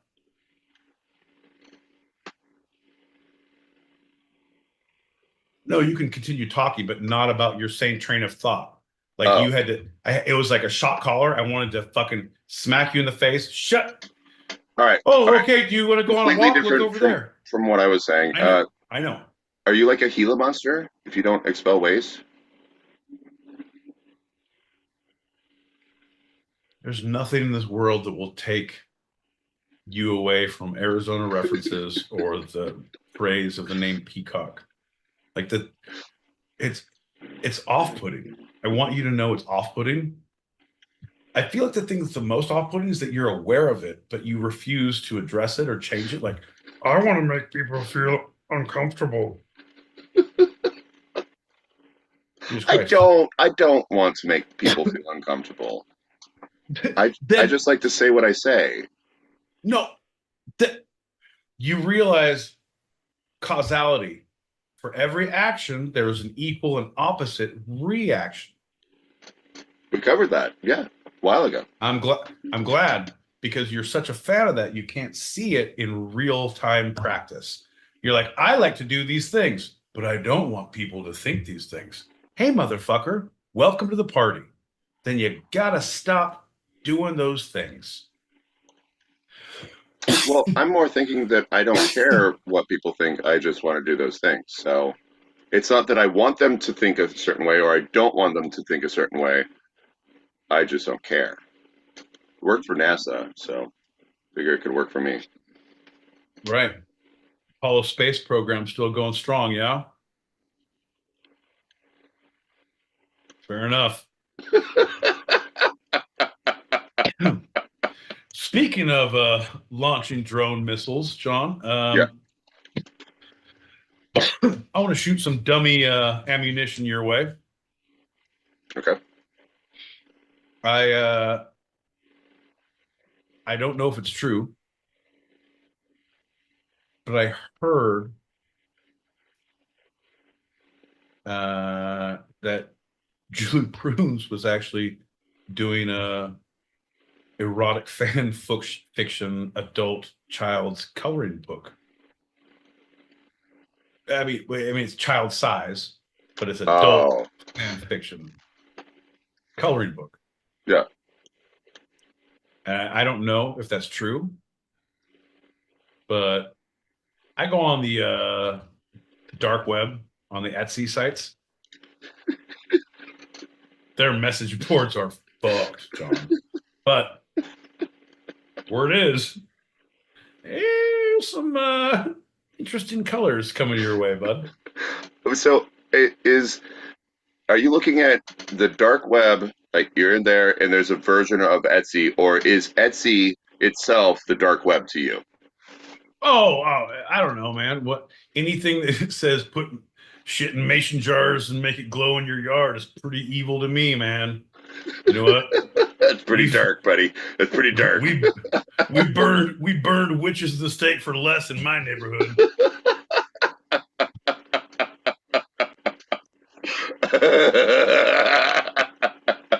And we're back, baby. And we're back, baby.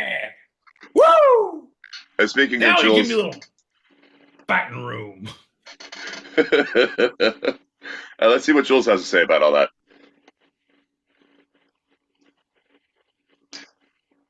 You are 100% correct. Hashtag PT boys. Yeah, in fact, I'm actually doing some colouring in right now. Okay, where's my red pen for the ball gag? Oh God, how am I going to get the look of PVC on that GIMP mask? Yeah, it's fine. Carry on. I'd like it to be really, really accurate. And you know, this ball gag has seen a lot of outdoor activity, so it is a little faded. So a burnt umber would be the way to go. I'm not the artist, but I'm you know what I mean? Burnt umber, yeah, I like burnt sienna myself. I like that it was both canceled by Crayola and then Well, brought on back. well, that's a little too red for me, John. You don't know where this ball has been. Horrible. So here's something. My mom's birthday is on the 18th. I know that. I was like, man, I don't even know what to get her. Like, anytime I get her anything, it's pointless. It's truly pointless. Like, I'll get her flowers or I'll get her Starbucks gift cards are the only thing. But so I'm doing Starbucks, flowers, but I also bought her adult coloring books and pencils. And one coloring book is the Golden Girls. And I was like, that's fucking for me, because that's what I want to color when I come over. One is it's sayings like, it's like the ones that Jules has on her art, but it's like, you're fucking fantastic, and it's like fucking let it go, but it's like beautiful with all these colors, and like you can do things. So I'm going to give her that one. And then another one was like for her was like affirmations, like, you're in a good place, and it's like birds and different things. Like, I'm giving you options. Mm-hmm. You can fuck around and find out. You can watch the classics, or you can go what I think you'll like. But there's really good pencils, flowers, and a gift card. So I'm like, Nice. How many color pencils are in the set? 100. Oh, good. Yeah, so there can be details. It's not just the 8 or whatever. Oh no, it's a nice set. Yeah. So I was a little fucked up and went, I was like, I don't have, for this goddamn reason, I don't have Amazon Prime.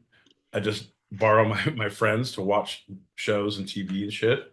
I was like, I log in, I'm like, I can't use their shipping stuff. I'm like, all right, well, yeah, I'll do this thing. And I start buy this and buy this and buy this. Like, well, if you want to do Amazon Prime, I can save this much money. It's free for 30 days. I'm like, God damn it. This is horrible. I see what's going to happen. Not only am I going to keep this goddamn thing, I'm going to be like, well, it's fucking free shipping, and be just buying shit all the time. Well, they have my card. Hey, man, you know what I want? Like, God damn it. I would say if you do activate it around November 24th, November 23rd would be a great time to activate it for 30 days. You send me a text, man. I'm not going to see that shit till next year. You know me. I could have shipped all those presents for free. Yeah. I forgot I had a hostage like last year. I was like, holy shit. Gonna have to get rid of this in a different way than I initially planned. Bad day. You know what I mean? Allegedly, I know what you mean. Allegedly. I bet you allegedly do. Pop it. My husband tries to buy her something wholly inappropriate. Also has done the adult colouring book for her, and it was her birthday in July, and we bought her a copy of The Greasy Strangler on DVD. Not sure if you're aware of that film. Wow. Is that a porn? What kind of shit is your know. mother-in-law into? Right? We call it the Greasy Fister. We call it King Fista. It's a period piece. It's nope. Not even gonna take that bait, John. You think I'm gonna go there. I'm not gonna do it, John. It's an epic love story that knows no time or ages across all centuries. That's what I meant by period piece. Oh, okay. See, I thought you would go with King Pegged instead of. Never mind. No, never mind. No, it's a half baked. Have you ever heard the term, John, a peg on a peg? It's a little too much on the nose. You know what I mean? Well, it's not on the nose. It's in the. Yeah. Easy, bud. Come on. We're not a dumb people around here. You don't have to point it out.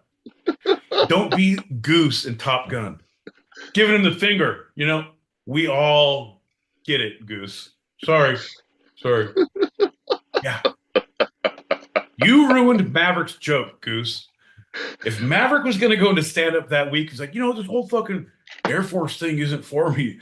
I have a real fucking tight 5-minute set. I've met a lot of chuckle fuckers down at the ha-ha hole. And I think it's going to get me a lot more play than this whole flying jets thing. If I could just land this one joke at the briefing, I'm going to do it. Keeping up international relations. Giving up the finger. God damn it, Goose. I'm going to have to be an Air Force pilot forever. And that is how dreams are killed, John. I believe Top Gun said it best.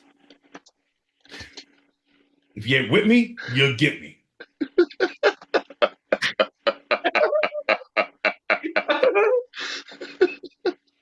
The fuck is that?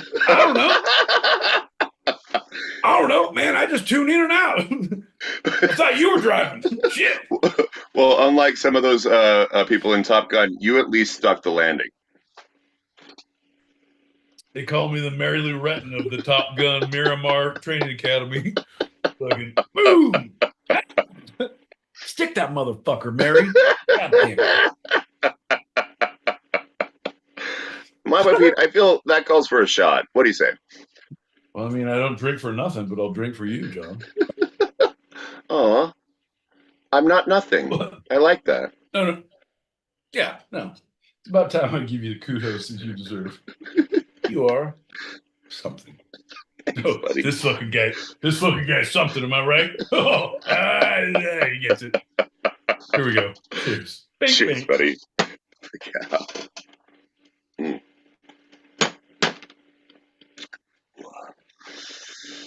No, sir. I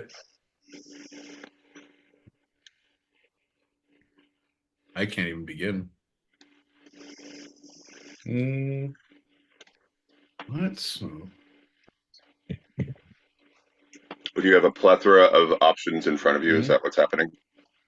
I do. Actually, hold on 1 second. Be right back. Keep going. Fan.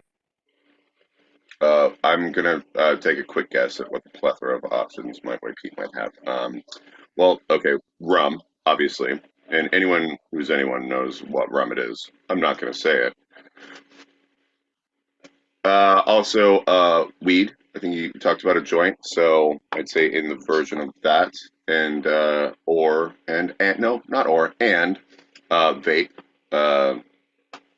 both in the marijuana form, allegedly. No, it's fine. It's legal. And the nicotine form, because he's quit the cigarettes. But he, like Brokeback Mountain, I wish I could quit you. I just can't quit you. To them, their nicotine vapes. Let's see, what other? Because that's not quite a plethora at this point. So it's the rum, it's the weed, it's the one and the two. They're kind of the same thing because they're both like.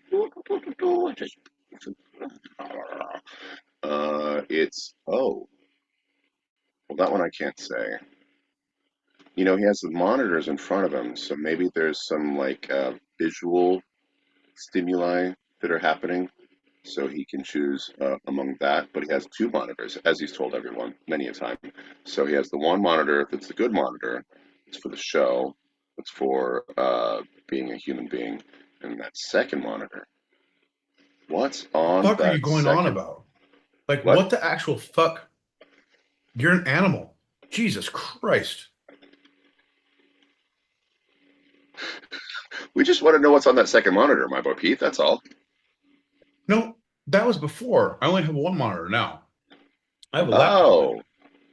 Oh. You remember that? That's why you look so more demure.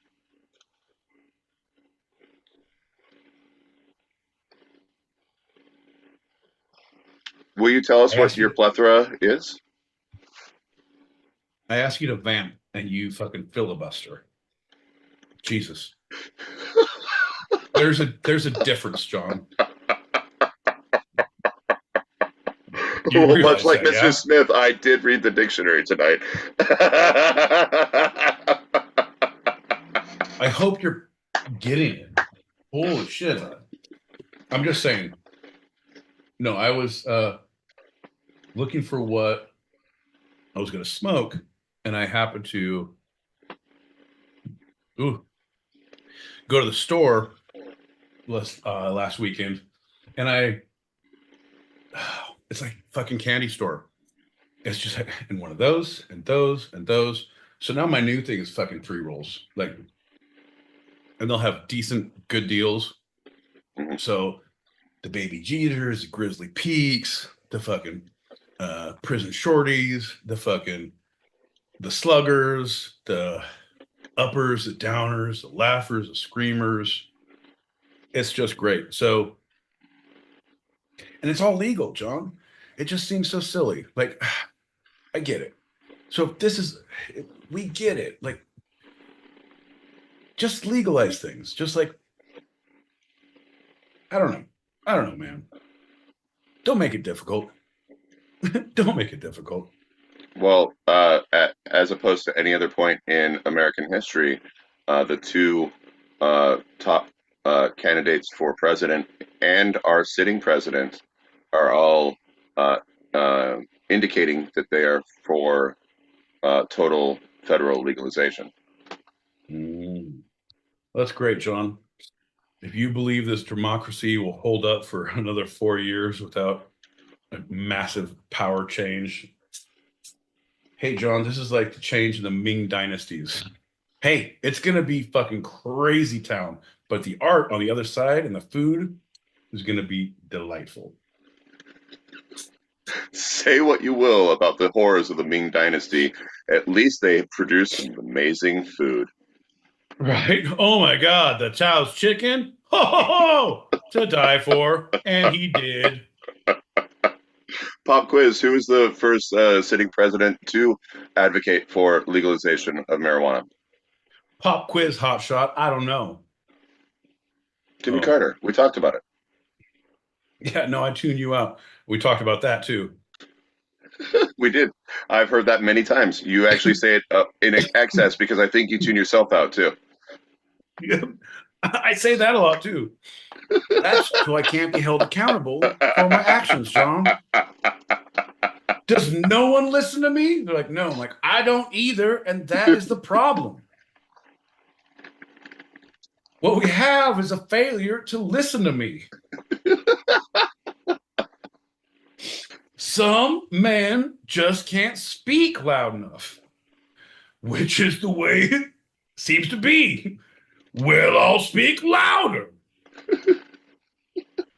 I'm doing a whole Cool Hand Luke fucking crossover. It's going to be great.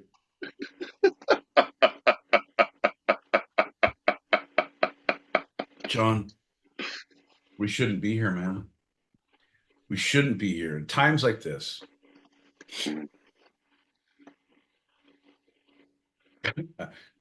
That was like, I was like, no, it was a good segue for me. I was like, oh, here's a good jumping off point. Like, no, I have like 5 different places to go, and like 4 of them was turned really dark. Like, you know what, man? Hey, man, this is what they wanted for you, John. Nope, that's not it. Hey, man, they say the water's not rising. Say it's not getting hotter. Well, welcome to John's cold summers and fucking seabirds, broken ass tree bearing house. Nope, that's not it either. Oh, you guys like forest fires?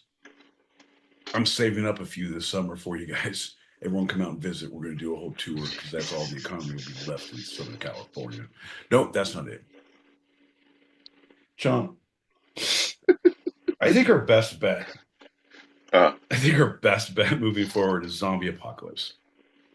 I think if there could be some sort of flesh-eating bacteria that takes over the brain and makes them crave human living brains, and they move slowly, hear me out, the slow-moving zombies because they're dead and rigor mortis. That's my thing, right? Right.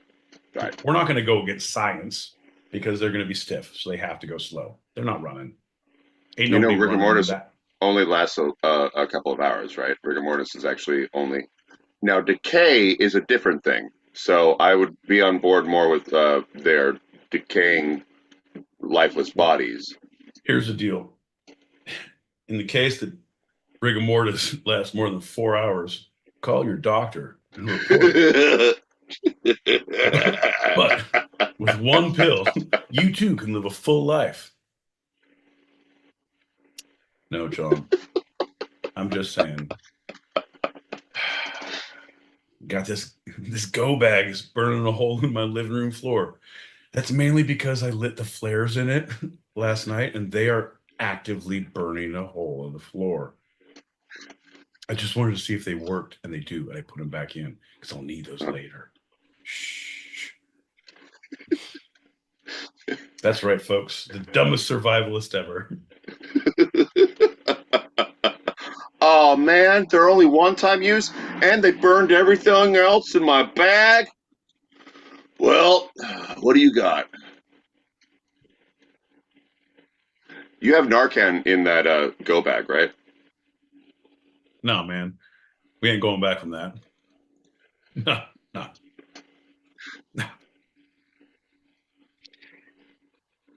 Anyone who's ODing at that point, that's a choice. Well, if they come back from ODing, they're alive. But if they die from ODing, then they're going to turn into a zombie and come after you. So it's kind of hedging your bets. No, I don't want to carry one more thing, John. Wasteland, the Wastelander Weekend. That's what it's called. Okay, hear me out. Nice. So glad Nice. we're back on this. Yep. So it's a 4-day event in Mojave? Mojave, and Yep. they build full-on towns. It's not as big as J-Tree, but it's giant. It's like a couple miles to each side. But you go there and you I watched a video of these guys from the UK who go to conventions and carnivals and raves and concerts, but they also do a EDC, lot Burning Man. They also do a lot of gaming, so they're board gamers and video gamers, so they do a lot of creative game content. So these two dudes went to Wastelander Weekend, and like one guy okay, I'm gonna go and try to figure it out, and the other guy went as one of the what do they call them, the diesel boys, or the whatever, from Mad Max, who are all white. Right. Yeah. You know what I'm talking about? Yep. So he went like that, fucking painted fully, and you spend the weekend. So this one dude, he's like, oh, everything is barter. So like, oh, hey, I'll trade you these sunglasses for this. Like, oh, okay, you can get the sunshade and a parasol. And now you're like, oh, good. And here's this jug, and then here's this thing. So he's going around trading, because part of his mission to become a part of the guild of traders, you had to trade with these people at these different camps and get them to sign off on your sheet. But if your sheet gets stolen by a raider, you have to go back and get another sheet. So as you're getting all this stuff and doing it, he's like, okay, fucking loadout wear is serious. He's carrying all this shit. He's like, and he's doing the graphic as you would a video game. Like, in my backpack, I have this. I can't hold anymore. I need to get rid of this. So he's like pawning the big shit off on people, trying to get little things. So it's very weight ratio of like Wastelander. And he also brought his own bottle caps. He's like, there are good bottle caps from England. They're like, no, they're specific bottle caps. I'm like, oh, okay. So it's a very cool, look up the video, Wastelander Weekend on YouTube. Super cool. We talked to Joey and Justin and Josh. I think no one wants to commit to Burning Man, but everyone committed. They'd go to Wastelander. Just a lot cheaper and not as aggressive, like that many hundreds of thousands of people. Right. How many bottle caps is a ticket to Wastelander? It's not. It was like $200. It was like $250 or something like that for the weekend, for the 4-day event. Not that it wasn't. It was expensive, but doable. Wait, it was? Not like the fucking. This happened, or it will happen? It's happening. It's every year, annually. To you. So I think we have not done it. Have you heard about me going to the fucking desert and doing some shit, John? I've not How heard much about do a I- lot of things you've done, my friend. Remember, you blocked me for a while. You could have been at the desert many a times in that blockage. All right, folks. And that is my cue to block John L. Peacock once again. I will never answer your phone call. You can never write me. I will see you here on Tuesdays only. If you want to keep up with that line of questioning, John. Motherfucker. Pop those packets. Fucking guy. It is very T.S. Eliot Festival. But look at Wasteland on the weekend. I'm telling you, it looks, and it's all sorts of things. Like, and there was a bunch of other videos on it. But John, we'll have to post on our thing. I've completed Pokemon Yellow about, say, 5 or 6 times, but I have to do this, right? Because what I've done is, okay, when you complete it, you have to keep going back to your Elite Four, and when you keep going to the Elite Four, I beat them. And then when you beat the Elite Four, you find your adversary. I call him Gary. I mean, that's just it, isn't it? It's one of these names. Right. So anyway, I've got to beat him. So I've technically already beaten him like about 5 or 6 times, but I get a load of money. So yeah, I'm playing this shit just for the money. Give me the money. Hell yeah. Like, there's no shame in that. I would beat up Gary for money any day of the week. Take that to the bank. John L. Peacock's soliloquy right there. It's like watching a man slowly descend into insanity. Loved it. Don't encourage him because he thinks he'll make a mint on that. No one needs that. No one needs that. The world doesn't need that. Stop it. Don't do it. I think Pete does get lost to the sauce. You were doing the weave, in the words of Orange there for a while in the middle of one of your rants. I could not pick up what you were laying down, but I was laughing my ass off just the same. You guys are so funny. I love you. That's the thing. I have one of the biggest brains ever. I do the weave. I say bing, bing, bang, bang, boom, boom to different things, and I come back right at the end. And that is where I finish. Jenny, sorry, did you say rigor mortis or did you say Rick and Morty? Let me know. Thanks. Shit. Rick and Morty has set in, John. Yes, but after you watch Rick and Morty for a while, I believe you're thinking of decay because that is what will rot your brain. You'll rot your brain. John, what are you doing? We're all done. Are you doing taxes? Are you typing? I don't understand how you haven't realized yet that this is a podcast, that it's an audio format, that people listen to your voice more than they see your unfortunate face. You know what? I'm going to go ahead and ask to mute. All right.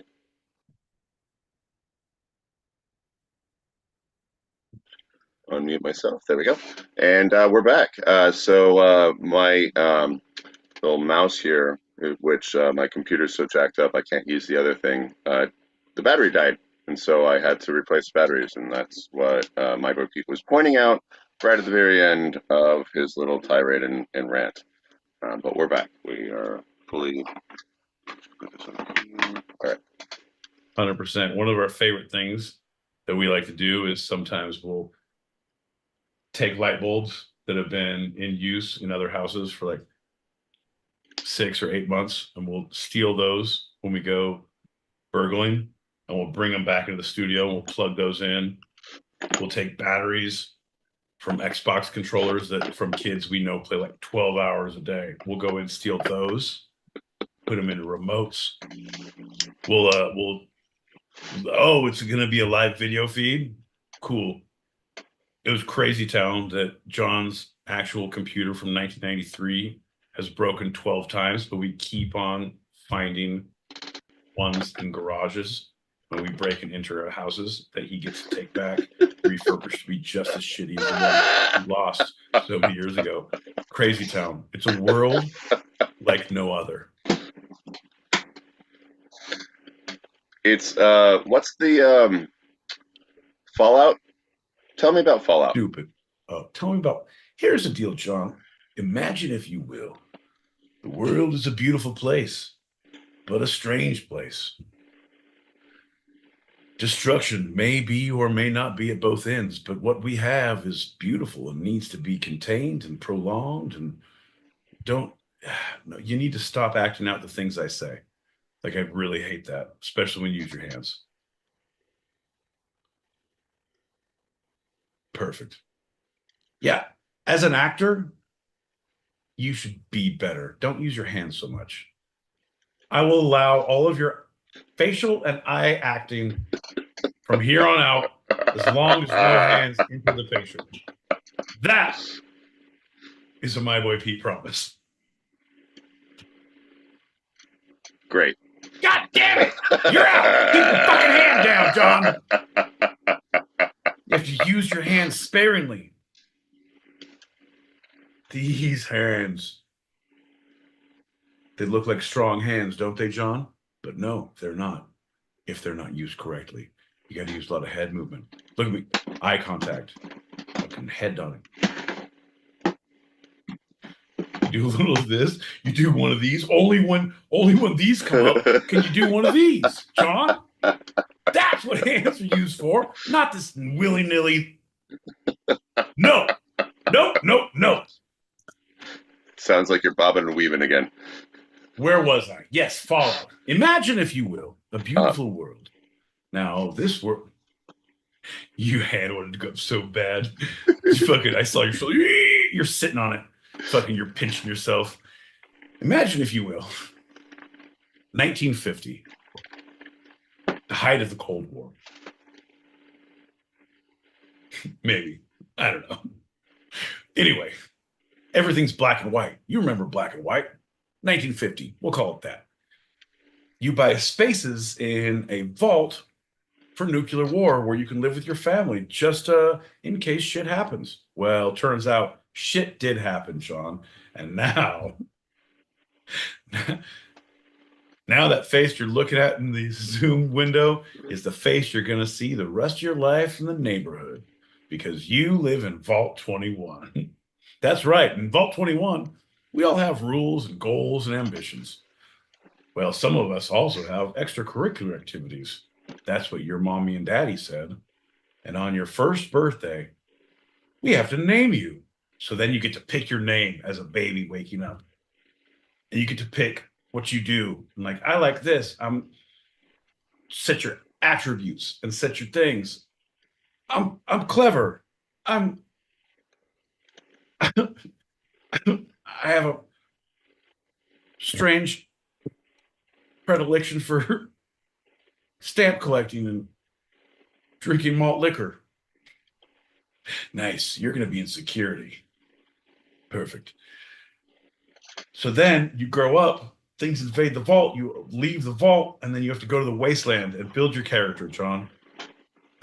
I feel like the question and answer part of this, that you don't know what it is, and I'm trying to tell you, and you're just doing an acting bit poorly. And I'm trying, everyone here, like, people know like what it is. People are chiming in like, yeah, this is this. And like, we're telling you, and you're doing poor acting and not listening. John, what's this video game about?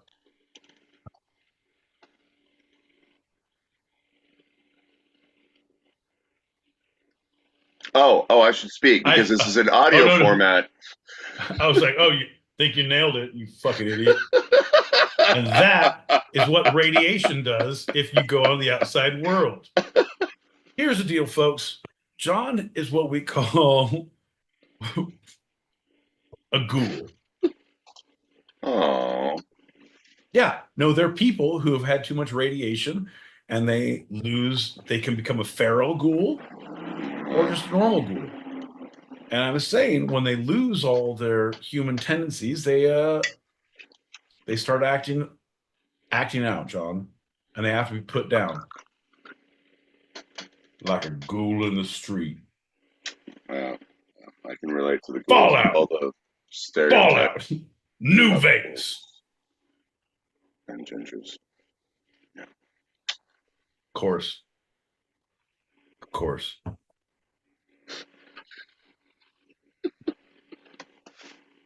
They need to update the engine game.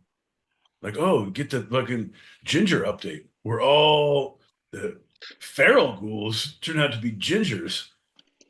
They're a lot more aggressive, but have big red hair and ask a lot of questions as they chase you. Hey, where are you going? Where does that come from? Do you know the fucking altitude in Minnesota? Where is your mother living these days? It's crazy town. I know the year your mother was born. Hey, let's pop that packet.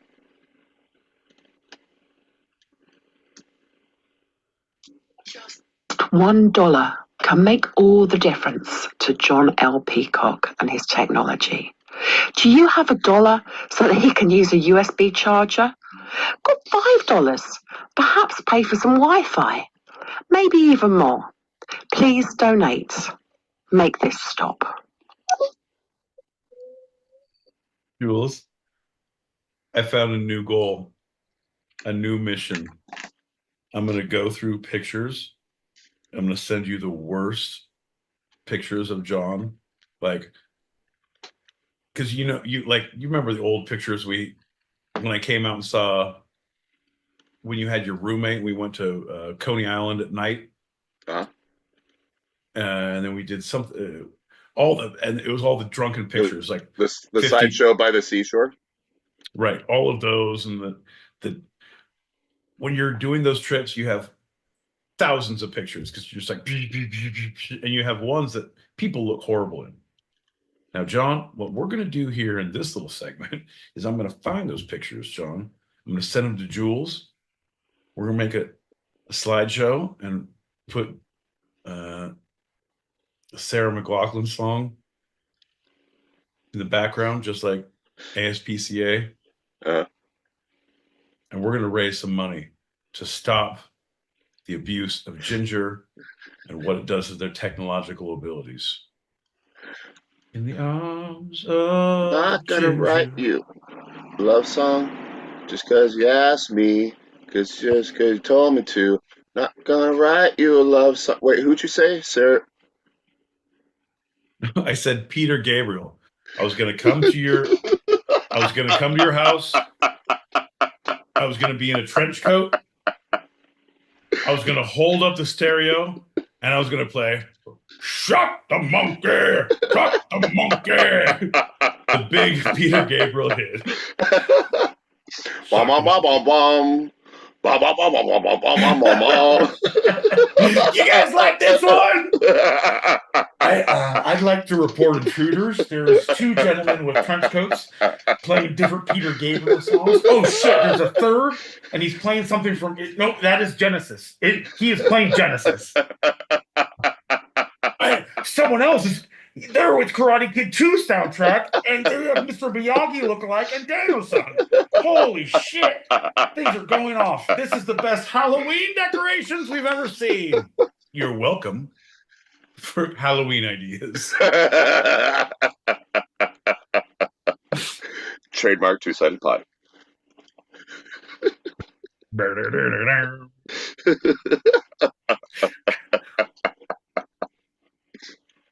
I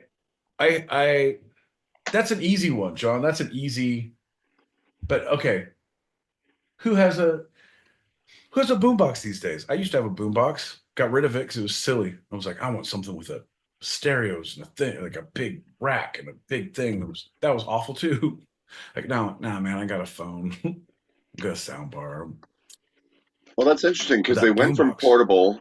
The boombox like faded out into bigger stereo systems for the house. It's not portable, and then it Right. came back to portable, right?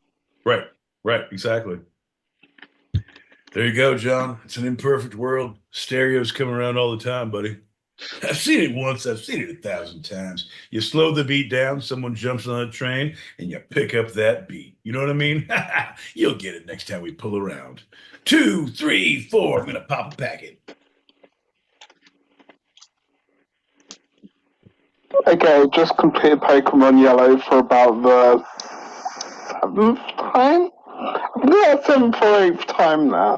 When I say I completed it, you do know I'm not playing it all the way through. What you do is you play it, and then you get to the end, and then you have to face the Elite Four, like I told you. Then you got to face Gary. Gary. Then I just keep going back to the Pokemon League, and I beat those fuckers like about, I don't know, like I said, about 6, 7 times now. So, and I'll beat them again and get more Gary. Fuck you, Gary. Fuck you, Gary.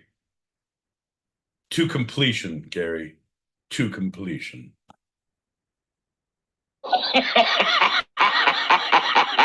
I went so hard. He's playing Genesis. Oh my god. Oh, Halo is fucking awesome. Right. Oh shit! And Jules just came in and said she's assuming this year's trending Halloween costume is going to be P. Diddy.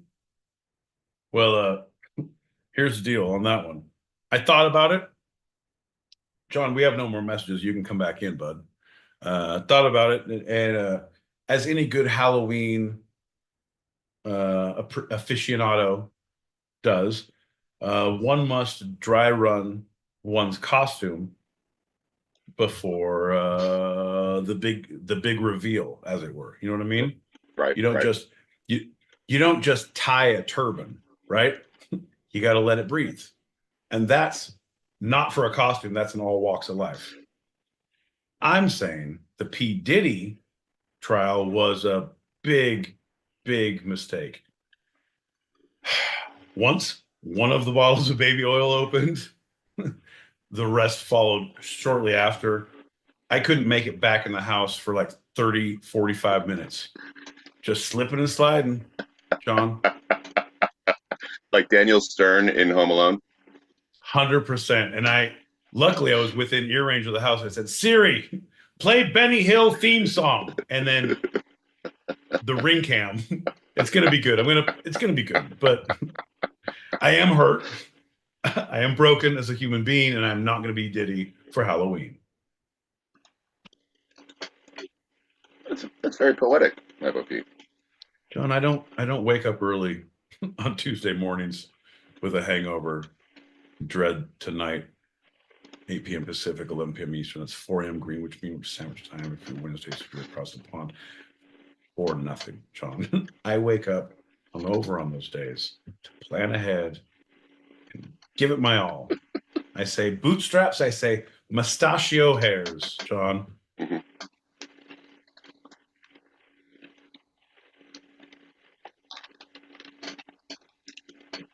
You can show your hands if you're drinking, if that's what you're. Oh, thank you. I didn't know. I didn't want to assume.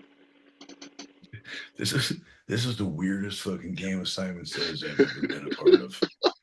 And I will have you know, I played professionally from 97 to 2014. Pretty big on the Simon Says circuit, John. That was the Squid Games, right? You were doing those Squid Games. Not going to answer because Simon didn't say so. Hey, and you're still alive. All right, we got one more packet. Let's pop it. Diddy's house, the ring cam means something completely different.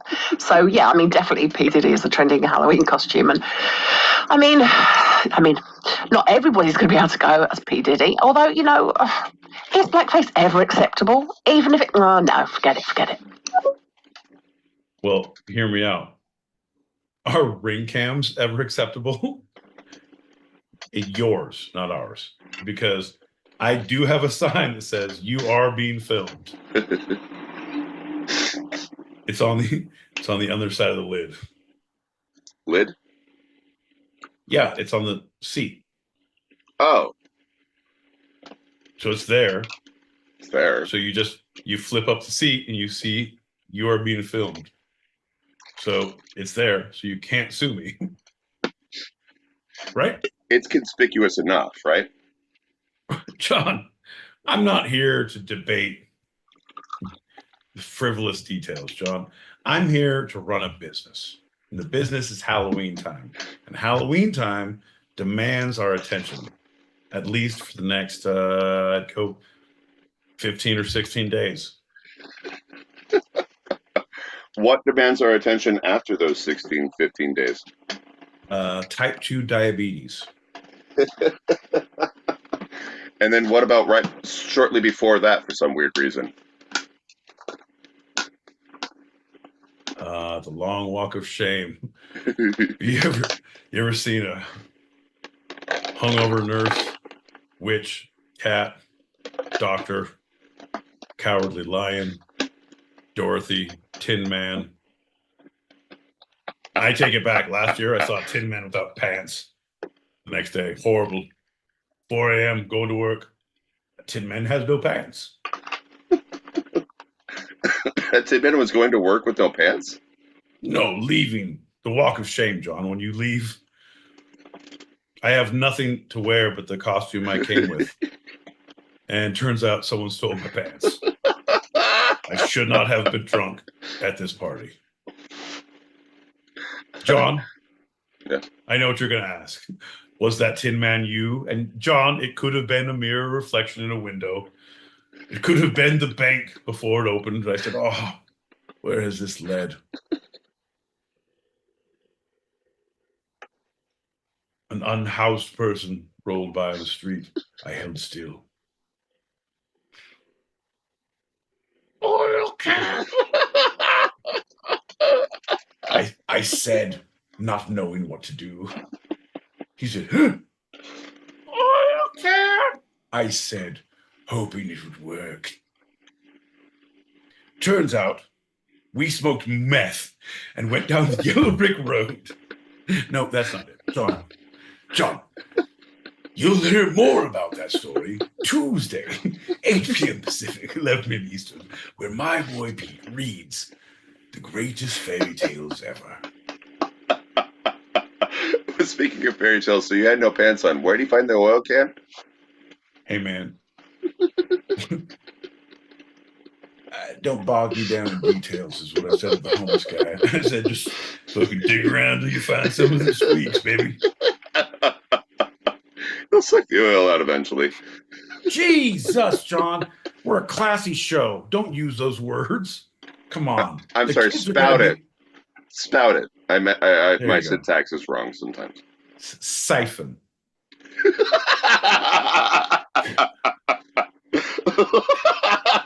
Let's siphon these messages. We are people of class, and we will siphon the messages now. I will hear no more of the subject. As a black person, I do find that the most annoying thing ever. Hold up, he's black? Sorry. Fucking love you. Fucking love you, brother. As a black person, I do find that the most annoying thing ever. It's like, not saying funny, but personally, I can give a fuck if people go blackface. I mean, Oh. feel like the film Tropic Thunder, I think that came out in 2009? I'm gonna have to double check that. Yep. You know, I am John L. Peacock. But the It fact is 2009. yeah, so here I am, I'm looking, and Hey. I'm starting to, like, get this notion where it's like, oh, you can't do blackface. I'm just like, I don't give a fuck. If you want to do it, whatever. No, hear me out. There is... It was appropriate. It was done, not appropriate. It was inappropriate. And that's why it was funny, but it was done in mockery because this Hollywood actor was so gone in his idea of what connection was with characters and ideas and how to form and connect that he went that hard. And everyone's like, whoa. So everyone, the reaction from everyone was like, what the fuck? Which made it okay in the movie because Satire. I don't know what his name was, John, but it was something Jones, I do believe. Satire Could be Satire Jones. Jones. Yeah, I don't know. Sergeant Satire Jones.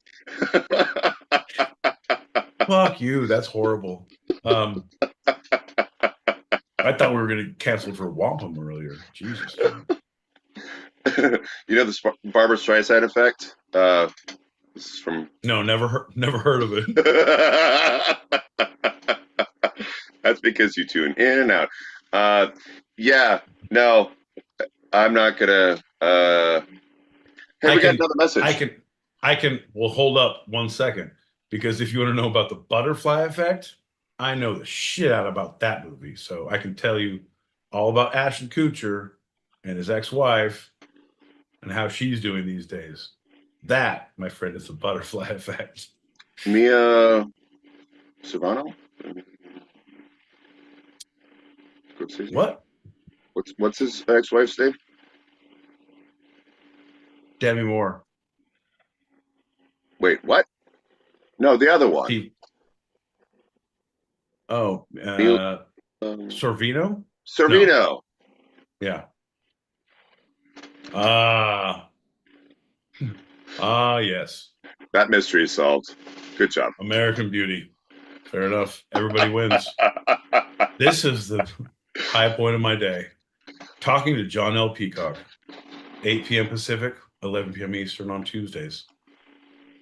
That's 4 a.m. Greenwich Sandwich time if you're across the pond on Wednesday mornings. It's all downhill from here. And then the music starts and we do the rose petals. And then we do the segment. John, that's going to be that's the drop. John, that's the drop, baby.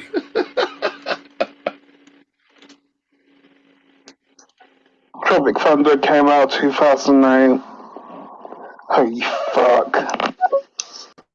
Yeah, motherfucker. You're old. Welcome to the party. Sneaks up like a bitch, don't it? Oof.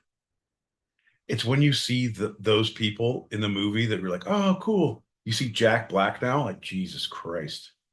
He looks like my dad.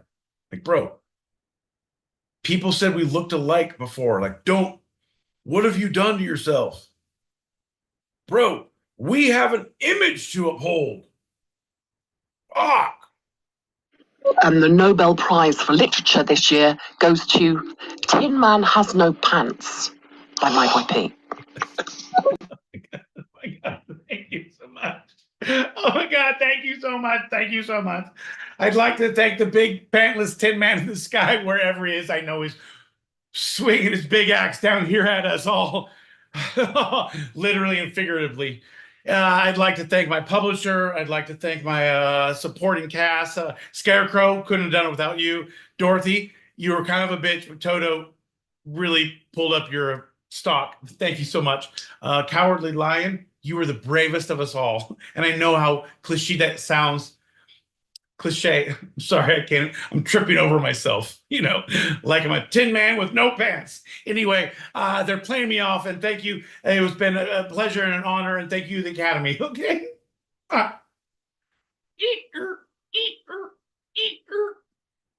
Yeah, fuck yeah, John. If I only had some pants. Well, I would not offend the public, and I wouldn't be the subject of a public inquiry.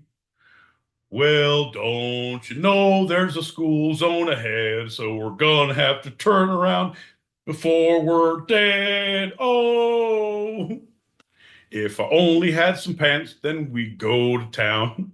See, John, and that's just that's like the Wiz. It's going to be an all pantsless cast. So it's like the Wizard of Oz. Who are you going to have? You're going to have Is it going to be people of color? No, it's going to be a bunch of big genital people, like a bunch of big dicks and flapping pussies.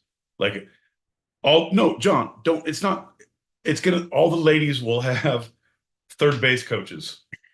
Here we go. Here we go. Here we go. Come on. Slap. Too much. Fuck. Thought we had something there. That we were making magic. Turns out it was just the wizard wanted us to think. No such thing as genitals that big, John. There's no place like home. There's no place like home. There's no place like home. You know what just blown my mind, right? Okay, so you have the Coen brothers, obviously known for whatever films, I don't know, I'm not that artsy. But anyway, they did those films, the Coen brothers. Then you find out there's someone called Ethan Cohen, but even though it's spelled with, I'm telling you, it is so just mad the way they spell it. Because they're both like Cohen, it's like Ethan, and yet, right? It's like, they're not related. There's no relation whatsoever. It's two different people. Mind blown. He did Tropic Thunder. Great. Oh, the same thing. It was like when John Carpenter killed Bob Crane with the fucking prostitute he hired up for the snuff film as he was filming with the camera as they were using the tripod when we solved that cold case. Not the John Carpenter from The Serpent and the Rainbow that we all know and love. John Carpenter from other things. This place, man. Telling you what. A horrible idea. Mia Kunis. She ended up marrying Mia Kunis. He's divorced Demi Moore for quite a while now. He moved on to Mia Kunis because obviously they were on that 70s show. They obviously weren't doing anything wild, but I mean, yeah. Well, he didn't end up in jail for a long time, so they weren't doing anything non-consensual, like Danny McBride and or Danny Sarducci. That guy didn't talk, didn't say one fucking word. That's a real fucking guy for you.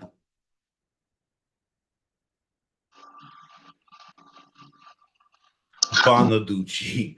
That was the other one. Danny Bonaducci. Hey. I don't even.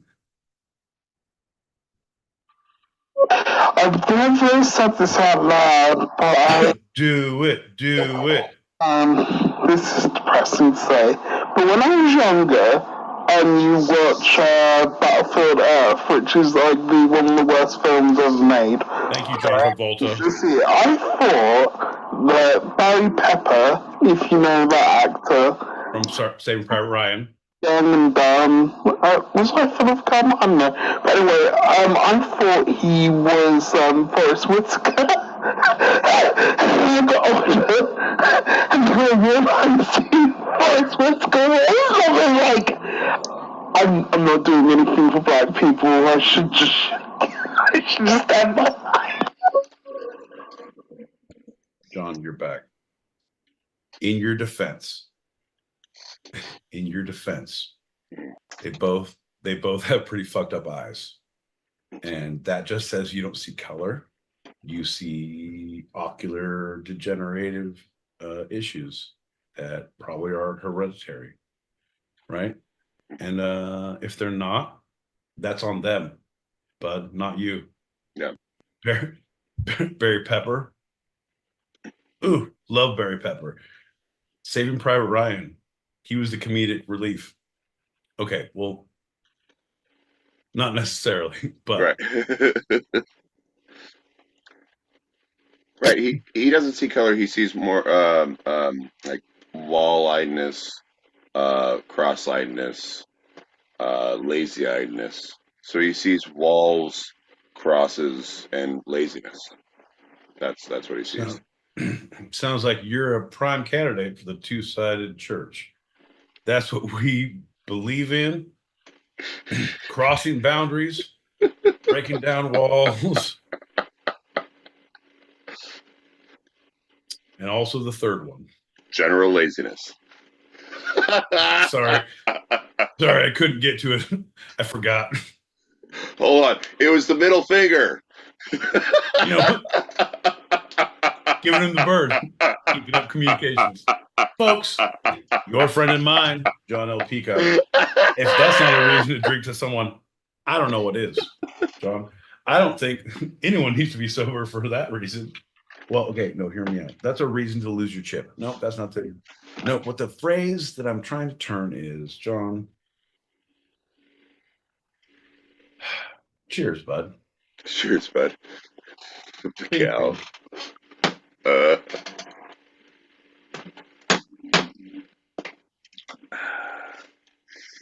I had 2 cups of ice tonight, and somehow I ran out of both of them. Like I'm just going through ice like it's Melting. water. John, shut the fuck up. Here's the deal. Hey, sweating like a no. See, I want to thank you, John. I want to thank you for making me a better person. Oh, am I woke now? John, I don't think I ever sleep. Don't sleep on me, motherfucker. Number 2, I am concerned about other people's feelings. I don't necessarily take them into account all the time, but I am concerned, and I believe everyone has a point, and they should be able to speak their point without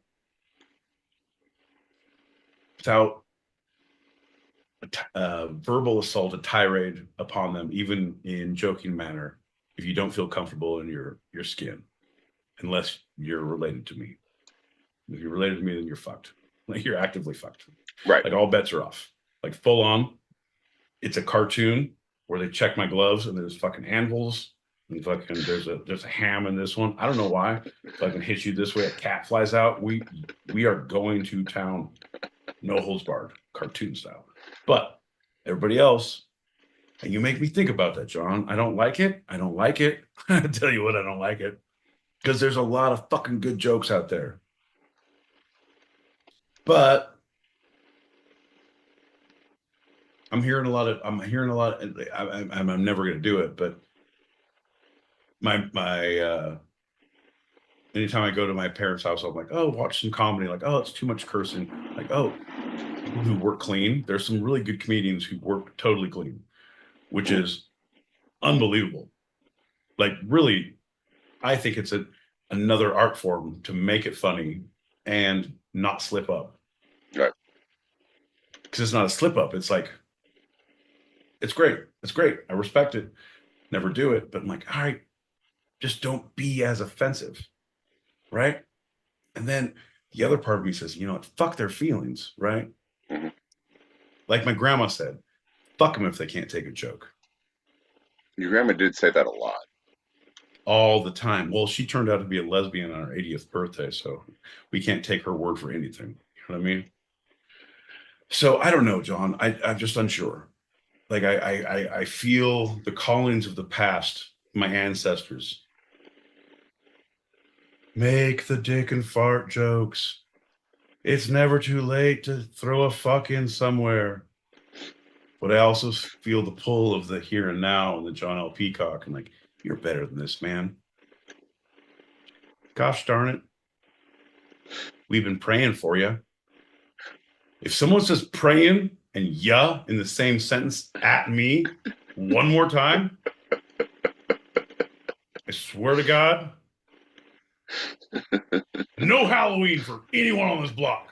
All right, just canceled. my house. You already canceled dancing. Well, dancing is a form of celebration that will not be tolerated in this zip code. You guys like the old Kevin Bacon movie? Or do you not? Oh, well. Are you a Kevin Bacon or a Kevin Bacant? Oh, I know. A lot of you out there are looking at me with sideway eyes, saying I could be a Kevin Bacon won't. And I say, I'm going to turn you. I see you out there. And what I promise on this campaign is we will polarize. We will polarize. That's right, folks.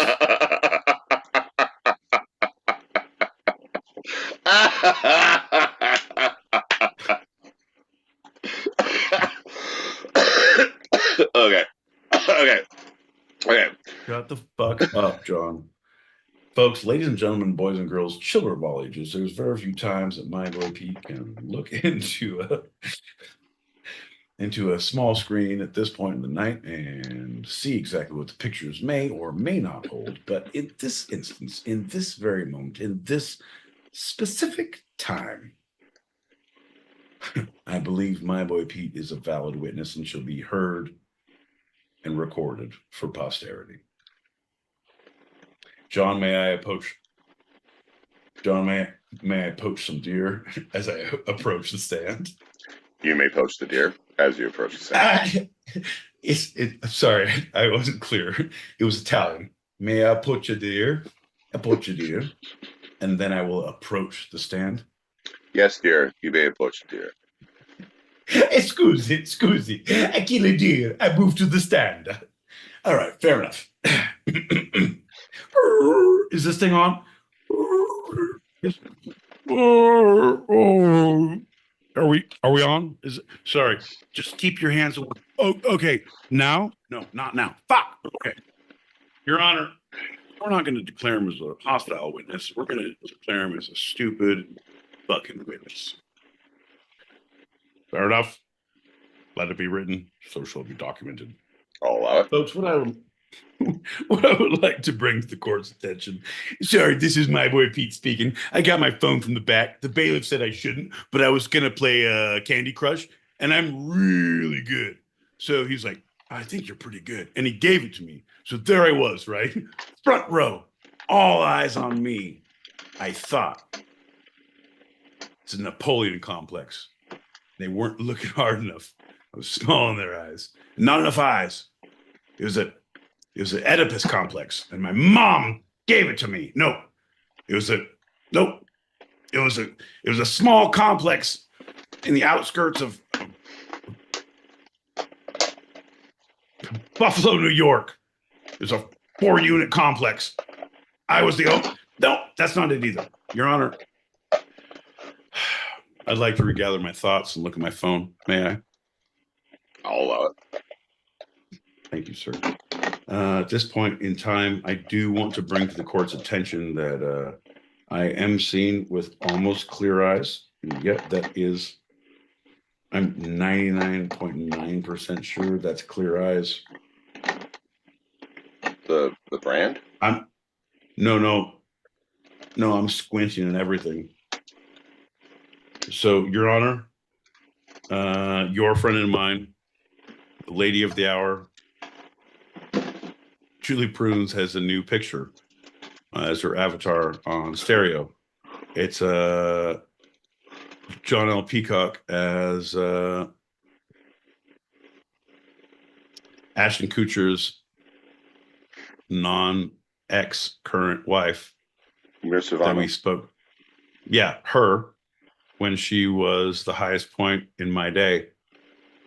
But also, fuck your couch, you have a hat on. So again, all boxes are checked. All I's are dotted.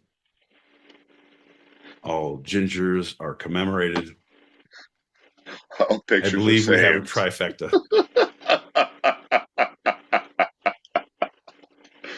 Fuck my couch. Jesus. You guys, here's the deal. Oh my God. That's right, folks. I would like to go. Pete's Retraction Corner is gonna. Let's all, everybody, let's put a pin in John L. Peacock's erotic fan fiction picture that Julie has posted on her avatar. and John getting his lute. It looks like he's going to play a song on his lute. Let's all put that on hold because Joey, goddamn, I appreciate the fuck out of you because I need someone here. John's going to be a yes man. I'm going to steamroll him the whole time. He gave us Mia Sorvino. This is why we got John L. Peacock in fucking rose petals, because he let me run amok. Joey just told me Serpent in the Rainbow is Wes Craven, not John Carpenter. I was thinking John Carpenter's Vampires, which is one of my favorite vampire movies. James Wood, where he worked for the Catholic Church. So I believe it's James Woods. No, he was actually, we couldn't afford him on this podcast. So we're going to use every name slightly off or completely slaughter them. And that's all for monetary reasons. Oh. So, yeah. Money makes the world go round, baby. Right. Can't see the forest for the wood. You know what I mean? Woods. No. Can't see the Forrest Whitaker or the Barry Pepper. Shh. Quiet your mouth, little boy. John L. Peacock. There's very few times in the world where I feel like I should also tell you that Ashton Kutcher misses is Mia Kunis, not Sorvino. Well, you didn't tell us that. Mindbox? Who's that? Who's that guy? He's the shut your mouth. That's Muse. No, but Julie just she missed that part. Yeah, no, he corrected us, and I know we're idiots. Like everything we say is wrong. Joey but Muse doesn't believe in going to the YouTube, so nothing he says is documented. So that cannot be held against us. You either with me or you'll get me in a court of law. That can't be held in our Guinness Book of World Records. Is this thing on? You don't know. You don't know the struggles. Nobody knows the struggles I've seen. I can't make much ice around here. John, let's do warm shots and warm cocktail chasers and see who loses their ideas of reality first. Shall we? Okay. Sometimes you drink cold liquor. Other times it's hot liquor. But you drink liquor. No, no. Okay. Bro, as I'm prepping for tonight, why is there like, I leave everything as much as I can. It's like, I don't use this table. Like, why is there paper towels here? And why is there this? And why is there that? I'm like, oh, that's right. This is about the time of night where I start pouring shots on myself. Right. Hey, man, we got all this extra booze. Might as well give some to the homies who fucking lost it on the table or your leg.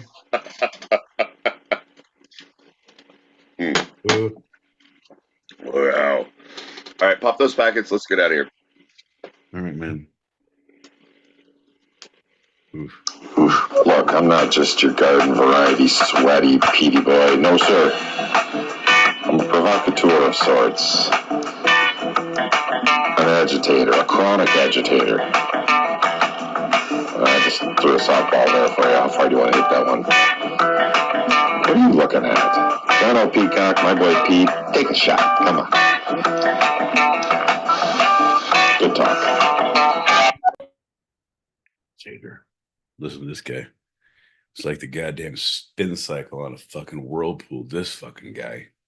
Agitate this. Yeah, we did a shot. We saw you coming. A mile away. We smell your kind before you even get here, baby. And I will have you know you are fucking welcome. There's a seat at the table. Your pipe is ready, sir. There's a plate of mutton and root vegetables. your cloak, and your animal skins to keep you warm in the winter's night. There is a fire burning in the hearth, sir. You are welcome, but also fuck your couch. Because I'm good enough, I'm smart enough, and doggone it, people like me. Tell him again, Stuart. Hey, where are the white women at? Yo, yo, yo, baby. Mm-mm-mm. Mm-mm-mm. So let it be done. John, let that one sink in. I want you to feel that one resonate in your soul, because the words have meaning, and I need you to understand them when I yell them at you in future episodes. Let it be written. So let it be done. So let it be written. So let it be done. That's right, John. You win the... Actually, a pile of dog shit, Colonel. I've been there. Feel it. I generally hate how this is crazy. It's what just it's all over the place. We have to have General Peacock superimposed onto a picture.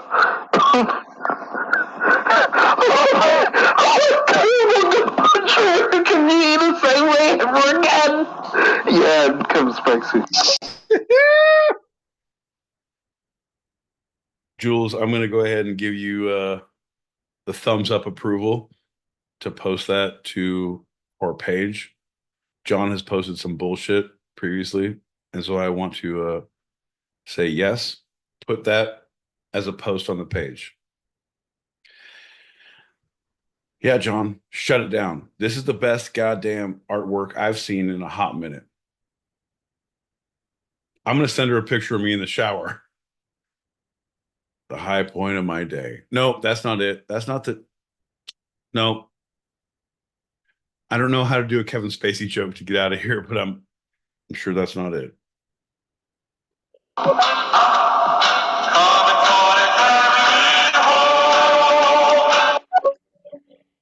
Hoo, hoo. All right, buddy.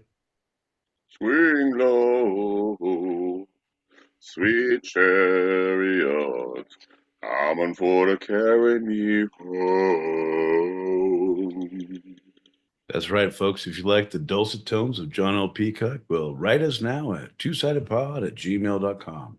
That's TWO sidedpod@gmail.com. Get those dulcet tones in your dulcet home with such hits as John L. Peacock, Swing Low, You Little Peacock, and other hits as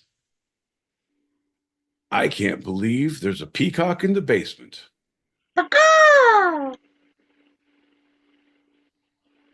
Crazy enough, folks. That's how all the tracks start. That's right. 84 tracks on 17 discs.